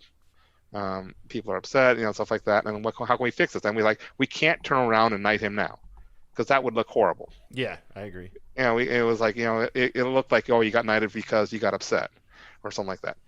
Second, he's now king. He's the incoming king. He can't knight himself. He's got to wait until after he's no longer king. So at the very least, we got to put up with this for the minimum 6 months. And, it's like, how can we fix this? You guys said you wanted a funny story, and I'm not sure if this qualifies as funny, but I thought it was funny at the time. So we're sitting around going like, what can we do? We can't do this. We can't do that. We screwed up this thing. I don't know what we're going to do. So then Kit's wife says, and it's the 2 of them. I can't just, if it was just Ken, this is literally what she said, I'd just give him a blowjob and he'd be fine with it. So we're all like processing this information. And Kelbo, suddenly like this light bulb appears over his head, and he holds up his finger, and she looks at him and says, no. And walks off. I was like, so we were still bummed about the whole thing at the time. That event had other things that went wrong too. We actually got kicked off the site by the site manager. Oh man! Oh, while the event was going on? Yeah, because we messed with this cave dive. This was at Jenny Springs, and we got the idea of like, hey, we can ditch and jump in the water, and cool off and jump out and keep ditching, or we can ditch in shallow water. And it was really, really hot. It was July. I mean, Yeah. I think it was close to 4th of July weekend. And this was also, we had like 150 people. That was like our biggest event to date at the time. Oh wow! But he was trying to cave dive nearby there. Apparently we were turning up all the water so he couldn't see, and he got mad or something. Don't rent the site out. Yeah, seems like that would be on his like, hey, here's the But stuff. we were you gotta told like he worry was the about. weekend man. I don't know if it was true. To be fair, I think there's some like minor like laws or something like disturbing certain things in Florida for cave diving and some weird. shit Yeah, or but something at like least that, tell too. the people you're gonna do a I'm- cave dive. I'm not arguing that way. There is just some minor consequences of stuff. I don't Sure. know. They may or may Like not have that. underreported the attendance after that happened because they threw us. I don't know. When we ended up having to relocate to Darkwater East Park after that, Right. and that's where we held the rest of the coronation. I don't know if Kit came back. But anyways, that kind of he stayed in Amtgard a little bit after that, but he never was the same after that. And he That's a ended up having to shame. move for a job to Tampa, and he just couldn't. He couldn't go out to the park with them after that, and I felt I needed to defend him more, but I didn't want to ruin the kingdom either. And it was a bad thing all around, and I really wish we hadn't done a ninja thing. If we had talked to people beforehand, we could have probably avoided everything. But It's fair. so, anyways, that happened. Well, and it changed the nature of ninja nightings as I understood them too, because I know that Florida did more ninja nightings later. We did. But the way that I was introduced to them at first was everybody knew, except for the person. Yeah. Yeah. Right. Like everybody had made gifts for them. Like everyone out in the audience knew what was going on. And the one when in our belted line, when Sir Cardor was knighted, I was out with him and Stinkfoot, and he was smoking a cigarette, and they're like, "Hey man, they needed you back inside for one last thing." He's like, "I just now dropped the king belt. What the hell do they want now?" And he stormed back in, and he saw all of the knights standing there, and he goes, "Oh, that." Well, wasn't Zeb's somewhat, or Gillen's, wasn't it somewhat of a ninja knighting? Like he knew he was getting knighted that weekend, but not when, and it ended We up did being a it was battlefield. ninja on the battlefield. Yeah. Which is always kind of the neat tradition. Like I like that as a ninja knighting, is like, okay, it's gonna happen, but you don't know when, because then he's checking over his shoulder. No, they're gonna be cool. There's been some very cool ones and stuff like that, and when it goes right, it's great. It's like the thing with the buffeting; it can go, it can be great if everything goes well. Like the other one that we had, the only other night we had at the time in Neverwinter prior to that was Tombo. He got knighted by Ahira at that Winter War event, and he didn't know what was happening. Because what happened was we knew Ahira was attending, so he came out and told me that he came out here to knight someone. And it's like, and could I recommend some people to look at? So I was like, I don't know. So I gave him a list of people, and I said, like, here's some people who are good fighters. Here's some people who are good artisans. Here's some people who contribute. So I've got a white belt and some Shoney's crayons. You tell me what stripe I'm putting on this. Let's go. I'm not kidding. So because he's like, yeah, we've been. So then he's like, well, and then he immediately says, okay, I'm not doing sword and I'm not doing serpent because I'm not a sword or a serpent, so I'm not qualified to do those. I don't have So those it's gonna color be- crayons. Yeah. So then he actually took one of the people that I put down as an artisan, which was at the time was Tombo, and kind of put him into his flame consideration. And as it turned out, I think Tombo, he had this thing where he liked to chop wood. So he'd go out there with a chainsaw or an axe and chop wood for an hour or two to have a bunch of firewood or something. Mm-hmm. And actually, at the time the court was happening, he was in the kitchen cleaning, of course, perfect for that. And he was in his apron and everything. And then he sent some people to get him. This event, if you were at this event, it's the only time we ever used that site, and I wish we could have used it again. There was an island that had a campfire circle. A little island, maybe 100 feet across, maybe 200, maybe 150, Mhm. and had a rickety wooden bridge leading out to it. Oh, good. And the bridge was long, and as we said at the time, and there were signs everywhere saying "Gators present." Don't. It's weird. So- Not as many people came back as went out there. Right. We never really. So they like get him to go out there, and Tombo makes it like halfway across the bridge, and like realizes, okay, I see what's happening. So he turns around and tries to leave, And we had this guy named Hathgar, which if you ever met, was a guy from Silverwater that's about 6'6" and biggest guy we had there. He was like standing there. I was like, no, you're not leaving. Tom he tried to make a run for it, and the guy like literally picked him up and walked him the rest of the way and sat. It's like, here. Tombo, too, for those that never met him, he was pretty big too. Was not a small yeah. guy. He did kendo. I think he was actually collegiate. Listen, if your persona name ends in Gar, you better be big, or you better be able to pick up someone who is big. I got a picture of Hathgar there somewhere on the. Also, he's the guy that. Oh God, he's wearing the thumbtack armor. But okay, that's not even. Oh no, thumbtack armor. No further questions. He made armor. He made studded leather by putting a piece of cardboard behind like Naga hide and pushing thumbtacks through it and bending over the tips. Good old V6 armor construction rules there. Ooh, anyway, so no, we didn't get all the points for that anyway. But no, you gave him all the points for that internally. But he was a big guy anyway. So yeah, Tomo got knighted there, and that was a cool event. But yeah, that's how it was. That's also the event where he was trying to bait us into stealing his crown because he wanted to replace it. And he'd leave it lying around and nobody would take it. So anyway. Florida did get a new crown. They got a big, tall red one. It's like you can also LARP insurance the fraud. Burning Lands crown. He was trying to get it. Okay. So, sorry. No, you're good. Well, so I want to touch on something real quick because this is one of those things where we've referenced it in some other episodes as well, but a lot of people see Flame as the dishwashing belt or the wood chopping belt. Yeah. And it's like there's so much more. I mean, if you look at your Amped Wiki, you've done, I mean, good God, the list of accomplishments is pretty cool. You were the first Knight of Neverwinter. We talked about that. You were on the V8 rulebook committee, which obviously happened afterwards. You betrayed Aramithras. I mean, it's just this long list of accomplishments.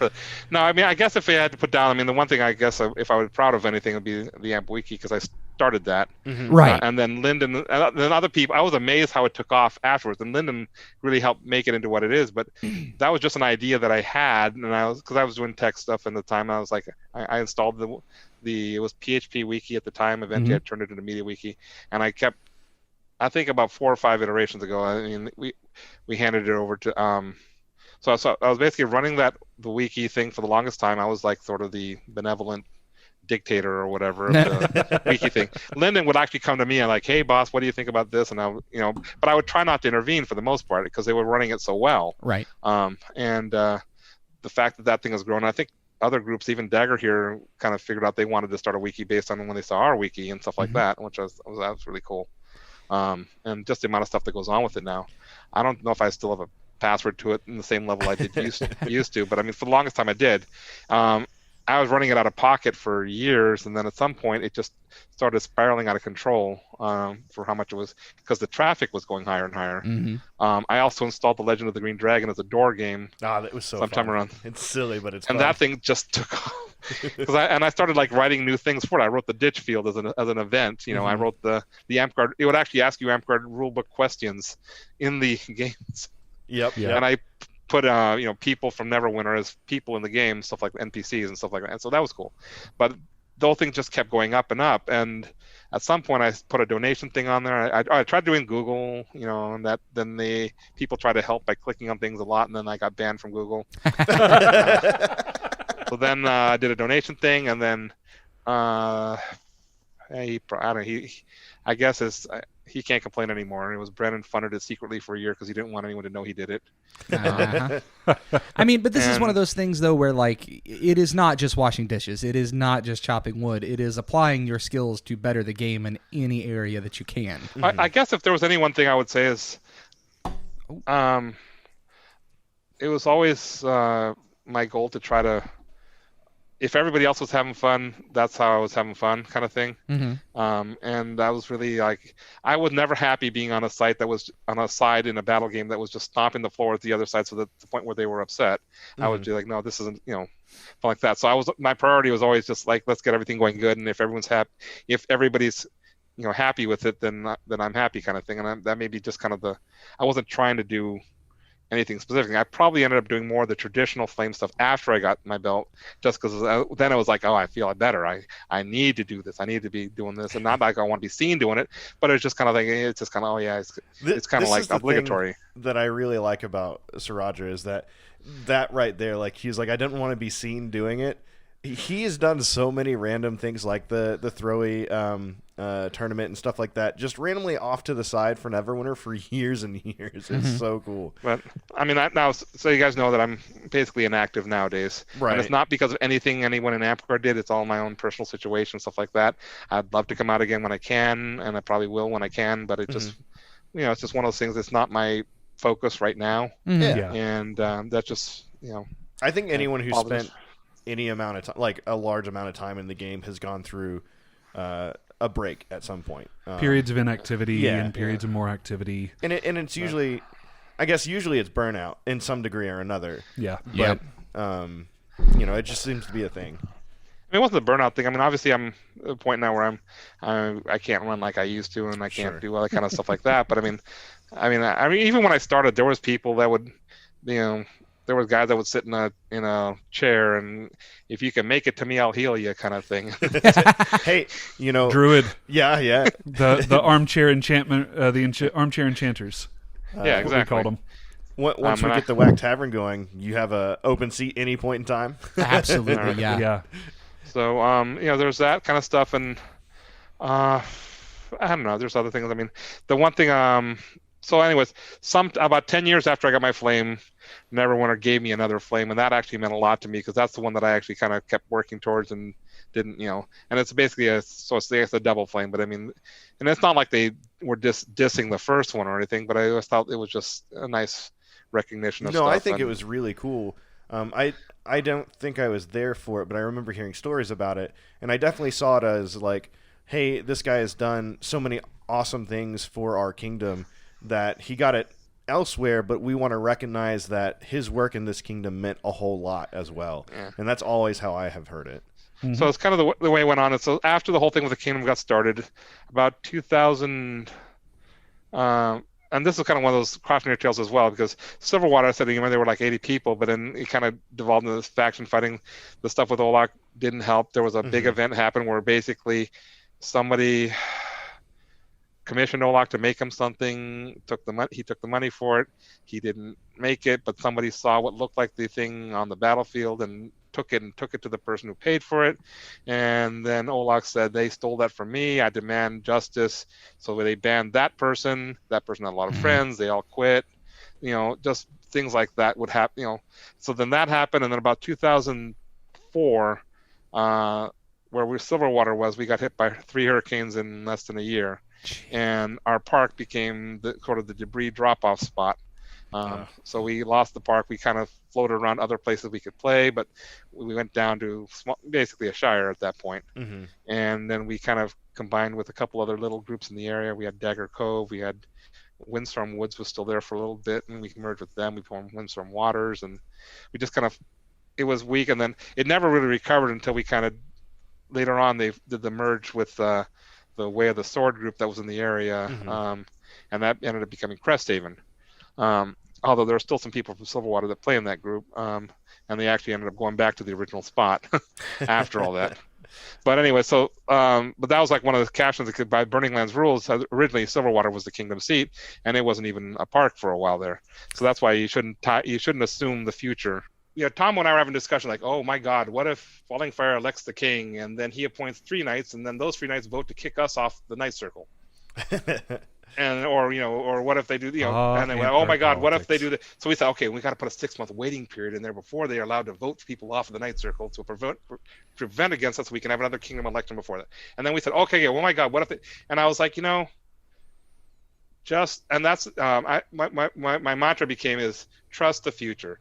Mm-hmm. The people in the future know more about their current situation than you do now, and they don't want you from 5 years ago telling you what they can or can't do. They can figure it out, and you just trust. You got to have faith in people. They're not all gonna. And that's one thing I would try to just caution everyone about, because we thought we knew more when we did the thing, and then we didn't. Right. So anyways, that was. I think a lot of the bad politics that we see is because the person or the group of people that are instituting them probably often I think that they begin with somewhat noble intentions, but they're beginning from a place of we know better than you. We know better than you, and Yeah, exactly. We're trying to prevent something that is, in theory, a possibility. That Right. may never happen. So I completely agree with you, Roger. I think I have taken that tact as well. You don't have to make all of these crazy plans and do all these crazy things for things that might happen. If someone does something that is kind of shitty in the future at some point, then you can call them out for doing that shitty thing in the future at some point. Well, Now, at some point, I think that even applies when people say like, "Oh, we need to ban this person for life." And I was like, "Okay, I understand about that in certain situations, but at the same time, I'm going like, I can't prove that in the future there won't be circumstances that make sense to undo that, and I don't know what that may be, but they'll figure it out, kind of thing." Yeah. So that's why I said, technically, you can't prevent a future all thing from undoing voting what you vote, and you can't make a rule that says no future all thing can undo this kind of thing. Right. Because all thing is still the all thing. Anyways, there's that. So in terms of the whole thing, that's my situation. Yeah. So basically, we kept Silverwater or some park in the West Palm area limping along. 2012 is when I left, and ironically, it got better after I left. So you can say about that. I moved to Georgia about that time, and I hooked up with Winter's Edge at the time with Iron Springs, and I went out there for a number of years. But eventually, things changed. I actually moved out to very close to where the current White Springs Park, where the old White Springs Park was. White Oak, sorry. White in Oak, fact, yeah. It used to be in a park called White Oak. Very original name, but still. But now now they took the White Oak name for, I guess it was easier to move the name somewhere else. But so I'm not near that one now, but I actually live like about 10 minutes away from the old White Oak Park. Oh, nice. So if there was a thing there, it'd be, might be possible to swing by maybe, but who knows? So we'll see. But anyway, so I still miss Amtgard. I still miss all that kind of stuff, and I always still kind of like try to live vicariously through things. I want to see things well. I mean, I'm happy to promote any foam LARPs that are out there and stuff like that. But Amtgard is the one that's always, that's in my heart more than anything else. If you could pick one thing about events that you miss the most, what would it be? I'm a Bardic guy. I love Bardics. Good Bardics. I mean, what's one thing with Bardics is never do them in court. Never put any people who don't want to sit through them. Yep. But if you get people who want to be there and you have a good fire, no artificial light sources, stuff like that, there's just something. At Clan, that was my thing that I actually fell in love with. I mean, the first Clan I went to, there was an old guy named Draco there. He was a fantastic flute player, a bunch of other things. He invited us to his camp, and we hung out with him. And then Scarheart was the other guy that was there. If you don't know who Scarheart is, he's, in my opinion, the greatest campfire bard I've ever seen in Amtgard. He's one of the old Burning Landers. He wrote a lot of the stuff from their lore and stuff like that. And I would just go follow him around, and we'd all take turns at a different campsite and walk up people, and then we go on to the next campsite. And that kind of stuff, I just absolutely love that kind of stuff. And that has nothing to do with the foam fighting, nothing to do with the combat parts of Amtgard, which I still think are absolutely cool, but it's just something I would love to do at events. It's the camaraderie. Yeah, it's the thing we get to a lot. And that's one thing I absolutely missed is in the early days of Amtgard, we didn't always have cabins. And don't get me wrong, because I'll stay in a cabin or a hotel room nowadays, but you can't walk up to people in a hotel room and walk in and say hi, or a cabin. But if it was everyone sitting around a campfire, it's kind of, it's not the same. I've been to campsites where you're not welcome. That's another thing. But, yeah, no, I've mentioned a few times that one of the things that I think we have been missing in Amtgard as a whole is the kind of quote unquote nightlife, I guess, of being able to have kind of your camp, like your park's camp, your company's camp or something like that, and then being able to go mingle with the different camps and see what's going on. Because it could be that you go drinking at the Saracen camp, and good luck with that. Or you can go, somewhere like, I don't know, it's WAK camp, and they're playing board games, something like that. So it'd be really neat to see that come back to a much more moderated fashion, I guess. And that might need to be a little bit more controlled thing, because, the stuff that went on the Clan. Yeah. And the Clan stories are, when you tell the Clan stories, it sounds like you're making it up. Oh, yeah. People got knifed and. Maglite. Yeah. The park rangers told them they couldn't have the campfire where they were, and that night somebody slashed all four of the tires on their vehicle. It's like, What are you guys thinking? Yeah, there was. I remember. I remember Sir Leaf telling me a story one time of wandering into Saracen camp and starting to put a diuretic into all of the alcohol. Oh no! Hold on, I was involved with this. We gotta get this story straight. This is Spring War. So this it wasn't. I think it was the Corsairs. I think. Oh, okay. But anyways, what it was is they would come to his camp and steal his booze. And they were also kind of induct him into their group, I guess, and that was kind of the excuse or something.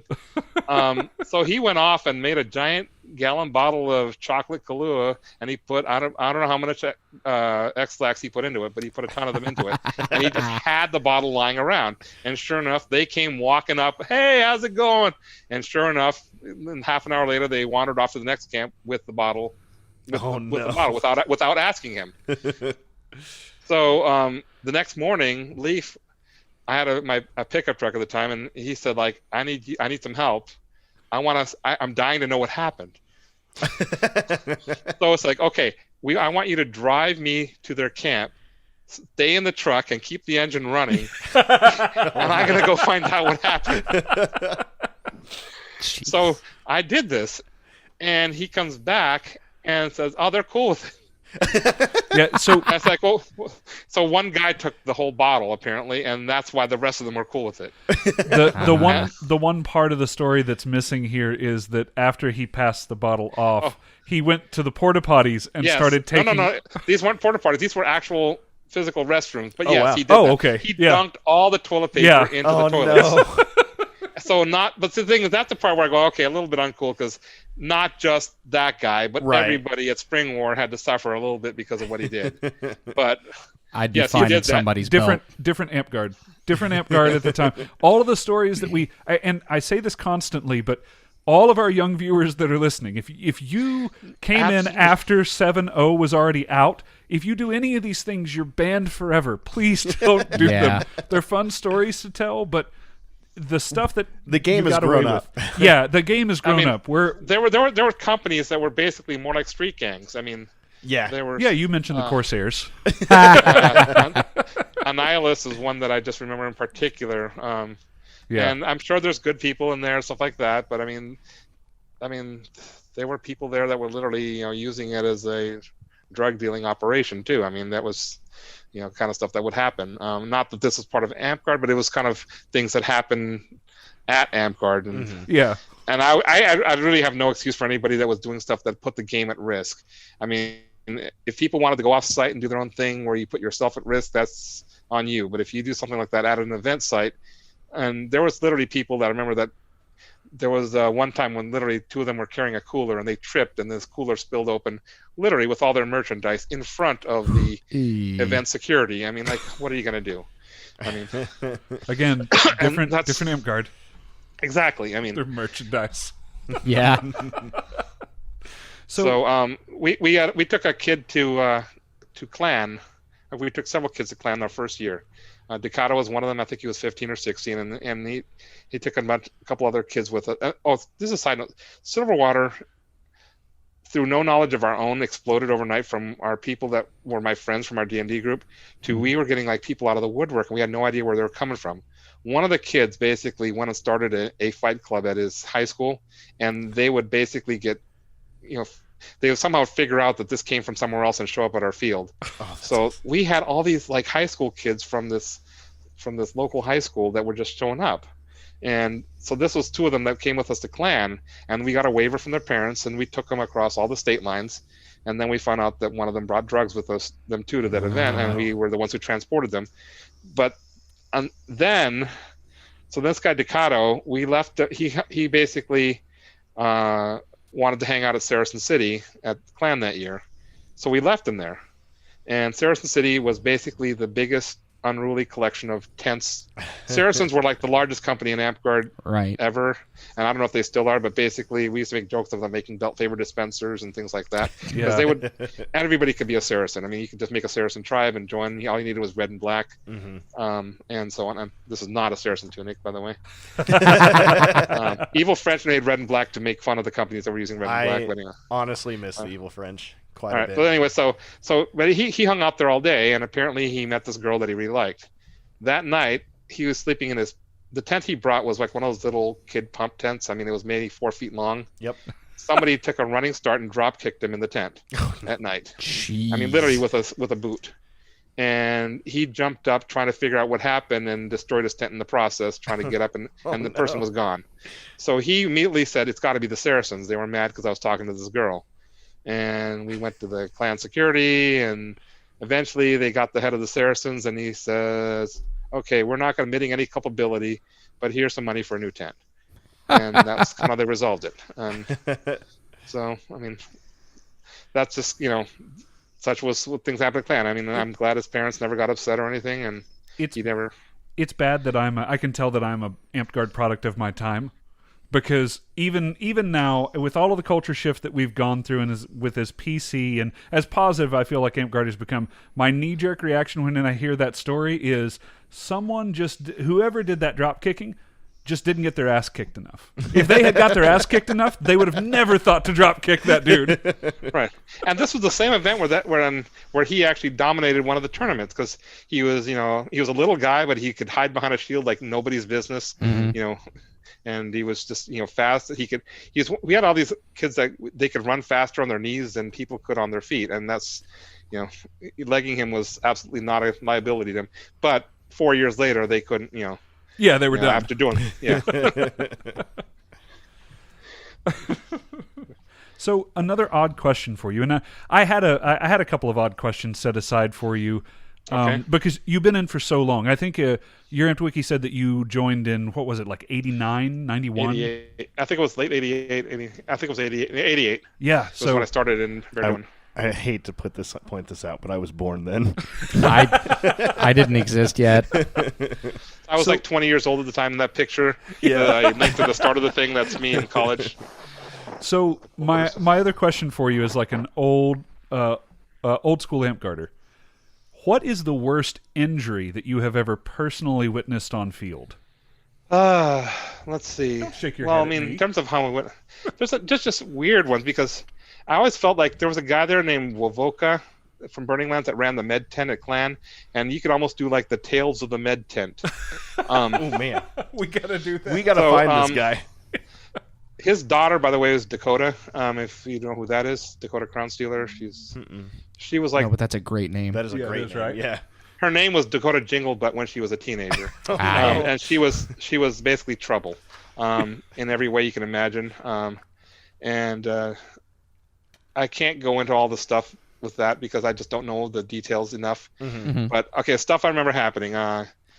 Guy pole arm to the face, swallowed the tooth, couldn't recover it because of that. Trying to think. Another one got the tooth. Somehow they collided and his tooth scraped down the guy's bald head to the point where there was a scar down the whole. I mean. Wow. What story do you tell for that scar? Because you don't tell the story of a dude's tooth. Bar fight. Okay, Tombo was pulled some kid aside to tell him he was hitting too hard to show him some moves, and the kid clopped him on both ears perfectly and blew up both his eardrums at the same time, and he had to go to the hospital. Yeah. Wow. Ooh. That one's a bad one. Yeah.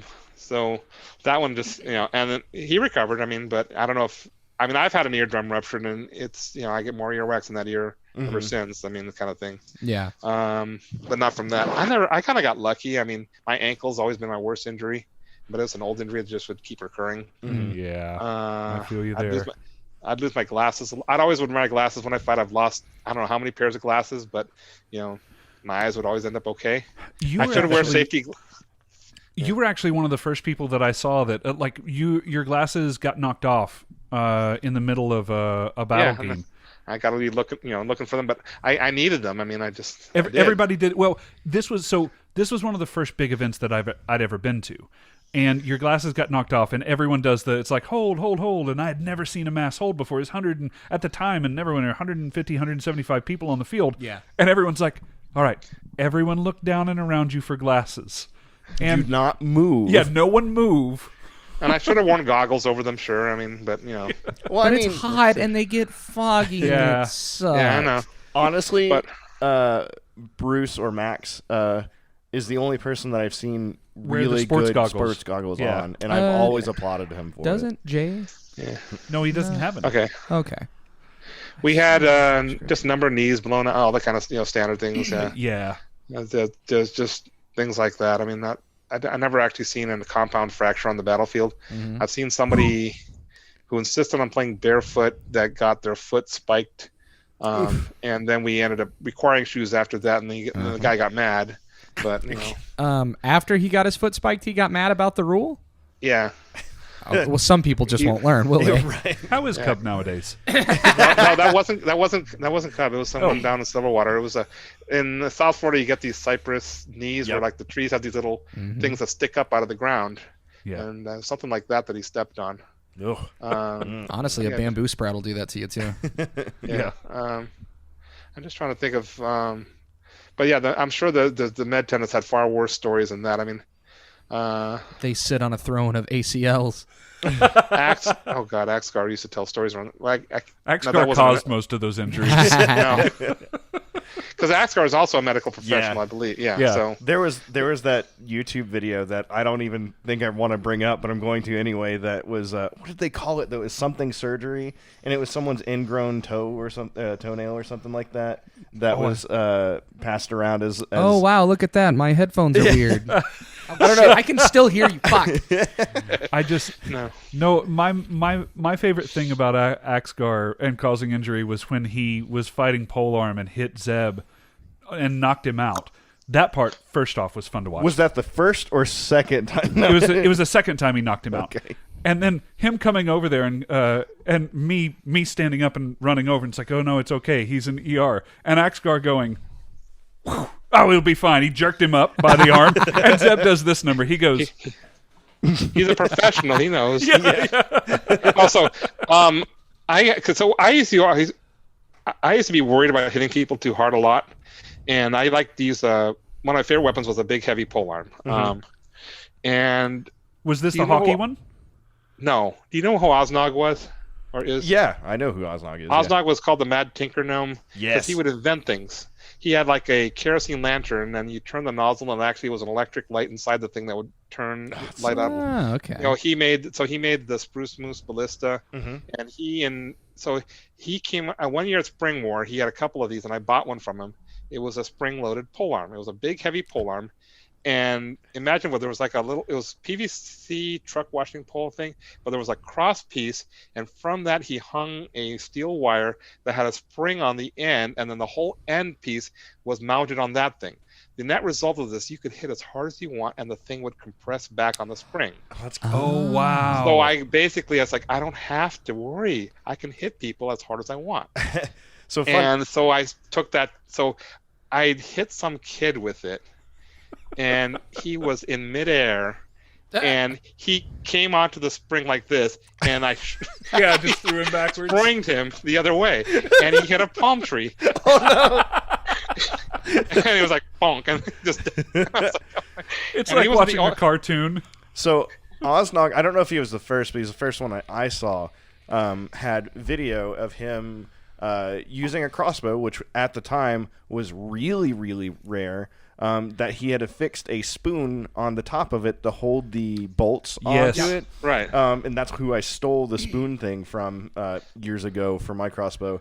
And I think, if I remember right, he said something along the lines of like, I needed a piece of metal that was bent in a similar fashion, and a spoon was already made, so I didn't have to fashion a new one. Don't reinvent the This guy spoon. has like a materials workshop where he will actually craft the stuff if he doesn't have it. Yep. But as I said, he'll use whatever. The battery thing for one of his things was he found a place where Polaroid was throwing out old Polaroid film, and he says, you know there's a battery inside that film? I rescued all these extra film things and pulled the batteries out of the actual Polaroid negatives, and I could power this thing through that. And that's amazing. But anyway, so I think I had one or two other people that I really sprang with that spear, but for the most part, and the other thing was I would never worry as much as when I was hitting equipment as I was hitting people. So I snapped a number of other spears with my spear, but because it was just, and I think I did it. I think it was Stinkfoot once. I did he had a Maru that I snapped off once. I don't know if he was Thank holding you. or something. We all thank you for that. Yeah.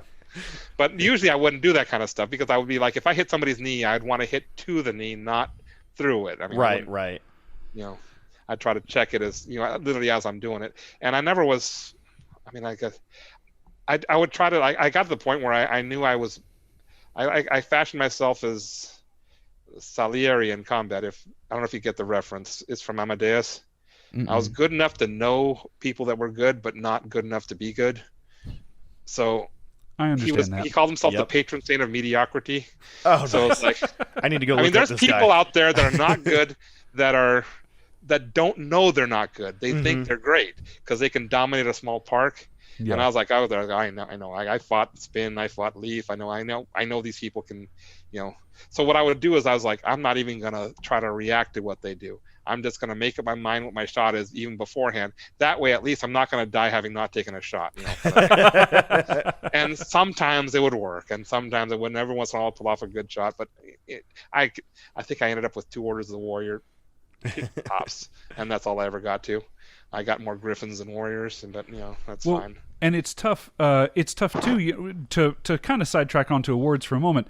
It's funny because there are some awards that are harder to get in some places than others. Oh God! Yeah. If you have a lot of really really good stick in your area, then it's cold. It's a cold dead hands theory of Yes. Yeah, getting up to your 3rd or 4th might be as hard as getting to your 6th in some other places. Yeah, absolutely. I've seen it with other awards too. Dragons, if you have a lot of artisans in your area that are very, very skilled artisans, sometimes it's harder to get those mid awards. Yeah, because you kind of get 7, whatever. Yeah. I always say that the 5 through 7 is sometimes the hardest ones to get because you're not really as known, and it's hard to pay attention to people in a way. Yeah. So and then you get other stuff like that guy. I remember I mentioned the guy Loyal. He's the guy that was our Baron that led the raid on Falling Fire. Yeah. So he moved to the Iron Mountains, and for a while there, he was a thing there. He ended up becoming Baron of Northern Holdfast for a while. His claim to fame up there was denying Killraven his 10th. Ah, yes. With a flail. Even better. Which is just. And I was like, he was really good for our field. He went there. He wasn't. But that one moment he was like he was coming in there with his 20 in a row, and it was like whatever. Wow. And he anyway, so that was his one shining moment. It's like, yes, I beat him with a flail in an open category in the final round of a tournament. Like, and Killraven was famous at the time. He was one of those guys. He declined a flame belt because he wanted sword first, and he never got the sword. Oh no! And he never got the flame either. I think he eventually left. I think I didn't follow what happened after, but at the time that was one of the people that was, he made up his goal. That's what his goal was, and that's what he wanted. So, so anyway, he was a pretty big figure in Iron Mountains for a while. That he was emperor twice in a row. Gotcha. And I was mentioning how the Amp Mud was a place where a lot of Amtgard politics took place. Yeah, right. There was a side thing on there. Eremithus ran a fantasy football league called SWFFL, in which Killraven. I got invited to this after all. A whole bunch of people that were like the who's who of Burning Lands and Iron Mountains were in this thing, and there was a big falling out that happened between Burning Lands and Iron Mountains, and I swear part of this came out of Eremithus getting mad at Killraven over starting Cordell Stewart as a running back instead of a quarterback, and there was no rules against it, and he ruled that he couldn't, and Killraven was like, no, you can't make the rule after the fact, and they got into a huge fight over it, and he quit, and was that the source of the whole thing? I heard other rumors about other things that were sources of rifts between them, because they were Claw up there and Claw in El Paso too, and Claw Legion ended up breaking up over other things, but that was just continued to the overall strife, and the breakup of Claw Legion kind of had a big impact on what ended up happening with Burning Lands and things like that. Oh, interesting. Yeah. They ended up forming Archon as a break-off group. Yeah, that's what I was going to say. When I first met those guys, there were some people that were still wearing Claw Legion. Wolfram, I might be. Wolfram, yeah. Yeah, was still Wolfram Claw was, at that time. Wolfram was the consensus best fighter in Amtgard for a time. Yeah. A lot of people felt he was before Leaf. And his motto was an ab roller. He had an ab roller that he would. Jesus. Yeah. So, oh my goodness, that's amazing. And there was I'm trying to think. For the younger kids, an ab roller is a piece of plastic molded to your button back that you used to like rock back and forth that supposedly worked your abs out. It didn't. Yeah. So I remember there was the year after that happened. I was actually pledged to Claw Legion. By the way, I've never joined a company in my life. I was not Evil French. I was Evil French Canadian, which is a household associated with Evil French. Yeah. But it was a split off group. We formed it separately, and then kind of some of the people joined Evil French, and some people didn't. I love it. And Evil French stopped being a company anyway. Especially the reason why Evil French was founded. It's so good. But anyway, so I was. Aramis asked me to join Claw Legion. I was pledged to them, and then the whole breakup happened, and I ended up joining neither half because I didn't want. I was kind of fed up over the whole thing. Mm-hmm. But I went to Clan that year, and the Claw camp was too late to change the camp assignments. So they literally had a campsite, and one corner was all the Claw, and the other corner, opposite corner, was all the Archon. And they were like staring at each other across the campsite, and one guy set up his tent dead center between the two groups, refusing to take sides, and that's kind of how the whole, that whole clan went down, as they stayed separate. That's kind of interesting. Because anyway, anyone that thinks that all of the Amtgard politics stuff started because Facebook came around and all of this, you're wrong. Absolutely, totally. There was Amtgard L, and then we had what was it before? And then the ESAM was the source of it for a long time after that. Yeah, ESAM spawned many an Amtgard troll. Yeah, it got really as it was a great placement, but it really became kind of a mean, hateful place at the end. And it was not Randall's fault. Randall's a great guy. Yeah, absolutely. But there was a culture on there of picking on people. Like, I know there's some people had it coming for some of the stuff they did, but even like, you remember Drell's Dreadsong, right? Oh, the Arrow guy. Yep. Yeah, he did a lot of stuff that opened up a lot of the abuse, but even then I thought it was excessive the way people would keep at it. I mean, they're just like, give it a rest. I mean, the internet is not a place for empathy, kindness. This is the thing, the issue I have, right, where it's always, it's online, it doesn't matter, it's not real, and it's like, no, that makes it into the real world in a very tangible way. Like, we can say it's not, but we're lying to ourselves. I mean, I ran something called the Amtgard Hall of Shame for a while there, and I stopped doing it because it was kind of like picking on people that embarrass themselves online. We had Drelge was on there, and we also had a guy named Archer Boy, and in Polearm guy. Good old Pag. Pag. He was. I don't know if he was a troll or a psycho or both at the same time. Man, I couldn't tell. Like, I'd log on. So you want the stories about stuff that doesn't not okay in Amtgard? All right. The people from Texas took up a collection. I remember this. To buy a plane ticket for who was it? The Bob guy, the short guy, Clolibus. Yeah. To fly out to California to beat him up. Yep. Not literally to beat him up. It was basically to trounce him in Amtgard combat. Yep. And the people out there in Waves of Wavehaven, they were like, we're calling this off. This is not going to happen. Man, there's some weird things that happened off of ESAM. I mean, I started an event a week called Be Nice to Pag Week. I was like, let's try being nice to him for a week and see if he gets better. We did this thing. Everybody agreed. They took part. But the trouble was the whole time they were like, you just wait 3 more days so we can... And I was like... I was going to ask out of curiosity, did it work? Yeah. Is this person still around? I think he came back later, but I don't know if I wouldn't know. It's California. I never met the guy. Yeah. I mean, the stuff he posted on there was just crazy. He talked about like breeding attack minnows in a hole in the ground in his yard. I don't know. There are so many weird things that happened around the polearm guy time in ESAM. Dude, it sounds like something that we would do. Like, we would all get drunk and be like, okay, what dumb shit can we post that's just going to cause a stir? Yeah. And then there was the Mia Effenstar account that was part of the Annihilus Oregon with the ketchup incident, corruption. Yeah. And then part of the trouble is that Lucor died, so it kind of feels bad about bringing it up now, but he was kind of the heart of that. But there was another account that they created a fake account. One of the people there created an account called literally on ESAM called Mia fucking Star, but with an at symbol. Yeah. But somebody else created another account that substituted a different character and pretended to be her and posted outrageous things in her name, and people couldn't tell the difference because the names were so similar. And they all had like, somebody contacted me, here's the password for the account in case you want to join in. It's like, oh no. It's like, early Amtgard doxing. Yeah, so anyway, so there was that. And There's like a sub forum on ESAM that I don't know. Was it a role play thing? Is like a Woku? Yeah, that's it. Woku was Randall's attempt to get a sort of a role play thing. Woku, we had a kind of a pirate theme going for a while there, and Japanese as well. And Woku was it's supposed to mean like Japanese pirate or something, something like that. I don't know if I never looked it up, but that was kind of like that. But then the trouble is, people would press the nuke button. They would give the admin account to somebody, and things would get out of hand, and he would press the nuke button. Yeah, sure. And then they would delete all the posts, and then we'd start over again. And do we have you and Randall to think for Way of the Sword? Is that a thing that happened? Did it spin off of this? I don't. No. I met Way of the Sword people later. I never met them in the first place. Oh. I heard that they were I heard that they when he moved to Florida, people didn't respect his greatness or something. I don't know. I don't know. I mean, I don't know the guy or anything, but he apparently tapped into, hey, we really need to be recruiting people from these anime conventions because that's what it was a big miss for a while. Yeah, it really was a big miss. Also, can we get shirts made that says survived ESAM?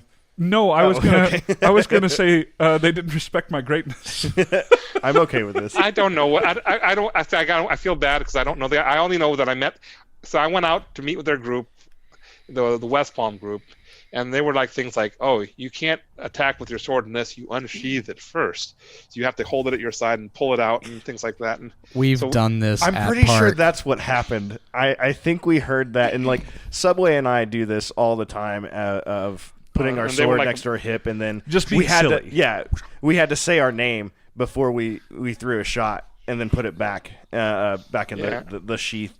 So if you see us acting goofy like that, that's probably where it came from. If you search YouTube for Silverwater, it's one of the few videos that are on there. There's a link posted by the group that was there, and I forget their full name, but it should be enough to search for YouTube Silverwater Amtgard. Sakura Moon Rising, I think. Sakura Moon Rising, yeah. So basically, it was me and Bishop, who was an early Silverwater guy that. And I got to explain Bishop a little bit. Bishop was a guy that was naturally very, very talented. He never practiced or worked at it at all, so he fell behind the curve early on. He got to 8 Orders of Warrior and never got another one.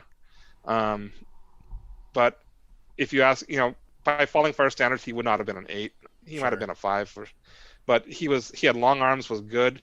He was a master of cheese. He could make people cry with the cheese he would use. They would make rules in Darkwater East against him. There was rules like you cannot leave a circle of protection to go get your stuff because he would go get his fireballs back, and we're like, okay, you 4 guys, we know he went on a circle. Just stay here and make sure if he leaves, you kill him. Man, there we was come so back many, and all 4 of them would be dead. I mean, so many weird things with circle of protection because I don't know, like 6 and to a lesser degree 7 like encouraged a little bit of like. Oh, remember the Doomsday Circle loophole? Mm-hmm. And then we said, no, you actually moved from the other plane, so technically you moved your feet. Therefore, there was one of those. So we had the whole thing about like, yes, you can curse somebody in another circle of protection because it's the same circle of protection surrounding the Doomsday guy with like 4 circle of protections that slightly overlap, so no one can actually get to them, and then dropping the one where you can see out of. So basically, weird stuff. Like. The goal was it was never supposed to be a pillbox. Right. But that's what he turned into. Like circle of protection and 2 archers with their arrows drawn. Like on count of 3, I drop the circle, you shoot your arrows, I recast it. Yep. That kind of stuff. So we there was a monster called the Unicorn in the 5.0 days. Mm-hmm. Yeah. The Unicorn was meant to be a frolicking creature of peace and happiness. And it had a tree that if you didn't kill the tree, it would always come back to the tree. And it had a hood. And when the hood was down, he was teleporting. When the hood was up, he was there. And no incantation. So Bishop was like, okay, stab, stab, like that, And then, here's another guy in full plate mail. I'm running right at him. And right before he hit, I put the hood down. And so everything he does is nothing. And as I'm leaving him, stab, And literally, he'd bring guys in plate mail to cry. And it's like, okay, you're not allowed to play Unicorn ever again. Kind of thing. Like, we just have this, it's not supposed to be a vicious creature of murder and mayhem. Mm-hmm. Kind of. Anyway, so we had. So getting back around to this, so we had Bishop and what was the story? Going to see the Sakura Moon Rising people, I think. Right. Okay. Yeah. So it was me and Bishop went out there, and I think a little bit later, Frank. That's Cardor. Yeah. Right. And Jerry Strohacker. What was his name? Longstaff. Longstaff. Right. Yeah. Major Longstaff. I remember him. So he showed up later too. And we just went out there and fought them for an entire afternoon. the main reason we had a problem with is because at some point they would go like, okay, now's the time when we all smoke weed, and we're like, I was like, I work for the county, and Bishop was like, I'm trying to be a firefighter. I'm sorry, we can't, But until that point, and we had a blast with them, but at the same time, is they were not used to, just the standard, of how you fight efficiently versus stylistically, I guess. And there's like, we're not used to shields because only a few of us are allowed to use shields or permitted or something like that. What? And it's like, okay, so then they would ask to borrow my shield, and they would use that and things like that. But if you look at the things there, I mean, just some of the stuff, but we had fun with them. And I had a bow that I took out there, and they weren't. Archery was another thing that was kind of limited at first, I guess.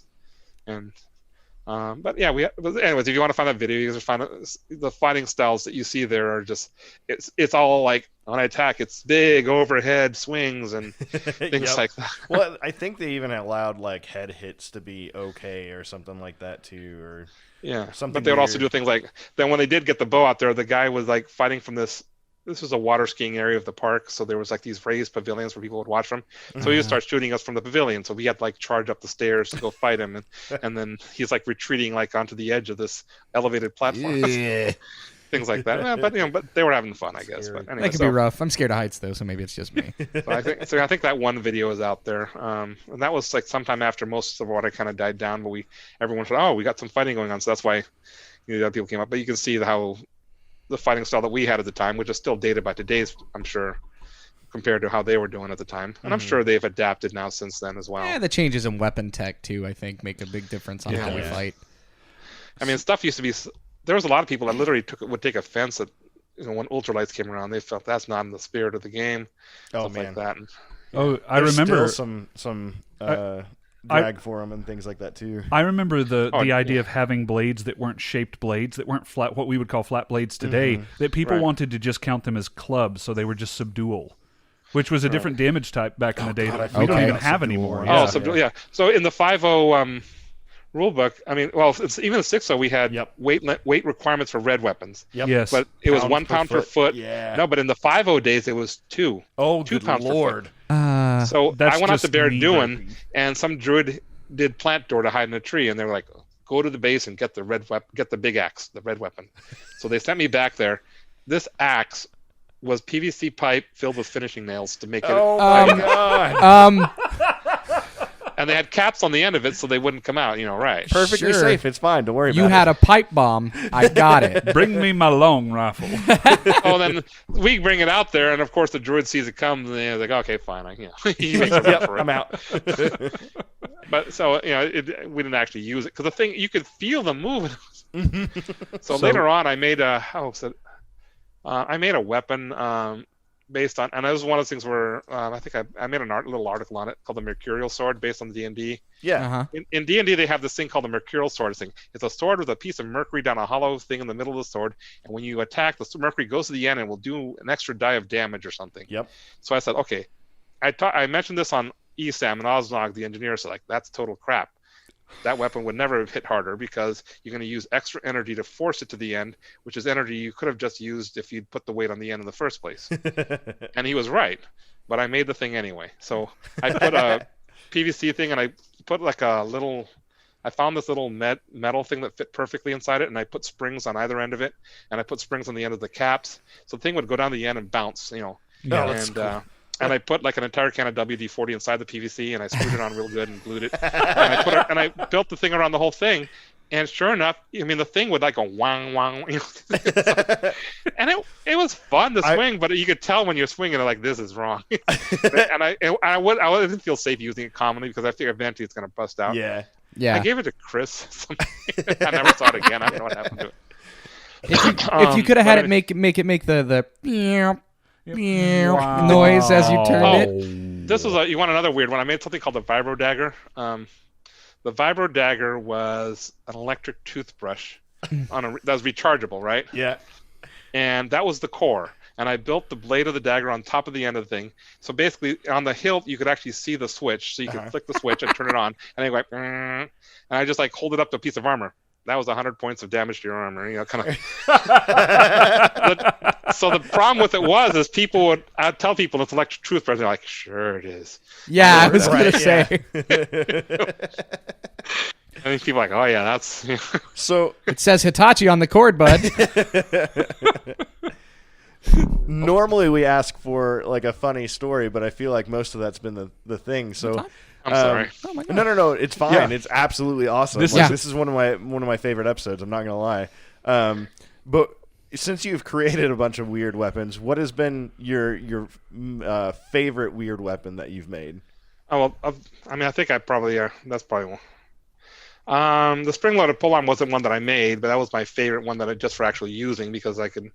Of how it felt. I don't really think. Okay. Is there ever one that you wanted There's to one make that I was working on. I worked on it for like Yeah, 10 perfect. years, but Let's I see. never finished it. It was the Swiss Amtgard knife. Oh yeah. I made most of it, but I never got all the padding on it done. Mm-hmm. And so basically, it was about this long. I don't know if I can get in the camera here. Yeah. It was all oval shaped, and it had. I took a pegboard, like you hang tools from. Mm-hmm. So I had holes in it and all things. So I had two of those separated by little wooden blocks to give enough space for an actual weapon to fit. Yeah. And on hinges inside there on these things, I had a dagger, a short, and I've got a diagram of this thing that I posted somewhere.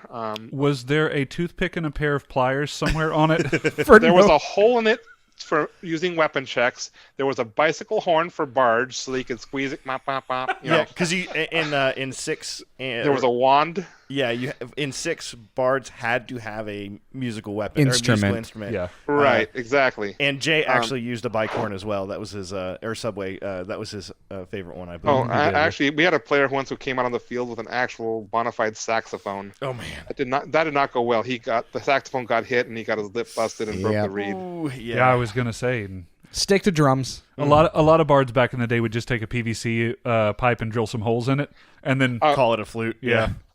This is This is my- a flute, by the way. I can play a piece of of choice. PVC pipe There was like something a in trumpet. 5.0 days called the defensive quarterstaff. A defensive Yep. quarterstaff was a quarterstaff that did not need to have padding to hit people with. This is my flute staff, which is a walking stick. I don't know if you can see. It's got Yeah. Yeah. Of course not. Anyway, so Awesome. That's that was amazing. something that I was kind of known for. Even my name was Shrubstaff. Mhm. By the way, that's my Amtgard name was. I was playing D&D at the time. I was playing a character named Roger the Shrubber from Monty Python and the Holy Grail. Uh-huh. I came out first week and they said you can't be a character from a movie. Of course, little did I know there'd be 500 other characters from movies later on. Yeah, but- sorry to the countless Conans out there. My Right. bad. Yeah, so I changed it to Shrubstaff on a whim, and that's kind of what I went with. That was based on some other character from a little D&D board game. Mhm. And then later on, I added Judas to the middle of it because of the betraying thing. Here we go. Oh, I gotta have a better diagram of it than that. I'll tell you what. Could you send us a copy and we could post it in the show notes? Yeah, I'll put it Yeah, in the I'm video. trying to. Yeah, sorry. I thought I had a better shot of it than. I like the idea that Roger just has all of This is his not- Amtgard. That's not really showing up that well. I mean, No. I basically the whole idea. But if I can look at the thing here, yeah, there was a flail, a short, a long, a wand. It had an enchantment strip dispenser, and the whole idea was all these things were built into the thing, and it was basically supposed to be your one source for everything that you would need as one So tool. good. I want one so bad. So I got it pretty far, and at some point when I moved from Florida, I was donating all my remaining Amtgard stuff, and I think I put down to the Cresthaven group, he who is bold of heart and wants to go to the dumpster behind the store can find a shield, and that was one of the items there. And he took it. Somebody took it, so it's out there somewhere. Oh, that's I don't know if he kept amazing. it. Hey, if you have it, comment down below and let us know. We want pictures of it. Yeah. The main thing I still needed was the padding. Sure. And then I kept trying to think of other things I could add to it. The wand used to be a requirement in the 6.0. Yeah. days, 5.0 Yeah, I days think you too. had to have a wand to cast Finger of Death or something weird like that. Certain spells didn't require, but a lot of them did. And if you lost your wand, you couldn't cast. Mm-hmm. Yeah. And But I it think was it was actually Finger of Material Death. Point's wand, right? Yeah, Yeah, don't worry about it. right. So anyway, so that was thing, and then that also led to abuse, by the way. One of the reasons we got rid of them, because I was on the 6-1, 7-0, and 8-0 committees. Because there was no limitation. No length. Yeah, so you. Yeah, so people would make like, this is my wand. Yeah. My spell with a 10-foot range now has 15-foot range. I remember people using pole arms. Yes. Yeah. Exactly. So that was the one, and plus wands, you could put an eye out with a wand or something, if kind of thing. But it was still kind of cool. It's a lot of the flavor things. I mean, you used to have sulfur as a material component for flame wall, I think it was. Feather for flight. All these different little. We got rid of all the material components. We got rid of a lot of the flavor stuff, and I was a part of that, and it made sense to us at the time. But you still miss some of that stuff. Yeah. Can you imagine running around with sulfur in your pocket? Glitter was a spell component for a lot of the flame effects. Yeah. The craft herpes. Good call getting rid of that. Wizard's spell bag, and there was oh no, getting the glitter all over. I mean, I kind of miss some of the unique things like that, but I'm glad they're gone so that I can just choose to use them instead now. Yeah. Yeah. I know we're running against the clock here, right? So yeah. Hey, it's fine. So I want to do a recap here because there was a lot that we covered here, but one of the things that we've been trying to bring you over and over again were examples of people that have put in a lot of work, that have done a lot of great things for the game, and that did not follow this what I'm going to call what people believe to be the more traditional path to the belts. Roger didn't go do dishes or chop wood or do feasts or anything like that. He did things that he liked to do, that he felt were needed at the time, that he thought would be fun, and in his own words, that he thought would make things more fun for other people. I think that's really the definition for a flame belt. It really is. Making the fun. Yeah. Thank you so much for everything that you've done, Sir Roger. I know many people have said this to you before, but everybody here in the WAK community really does thank you for all of your contributions to Amtgard over the year, and thank you so much for coming on the show, too. Yeah, man. Sure, I had a great time. Thank you so much. Yeah, absolutely. All right, I'll try to see if I can think of anything to post any other pictures to put it on the Discord or on the... Discord works. Yep. Discord works. You can also message to us on Facebook, yeah. Mm-hmm. Okay, absolutely, sure. Awesome. All right. I'm going to roll this outro. Do it. Hey everyone, thanks for listening. If you liked what you heard, be sure to subscribe to our podcast on YouTube or Spotify to get notified about new episodes. And make sure to follow us on Facebook for announcements and more.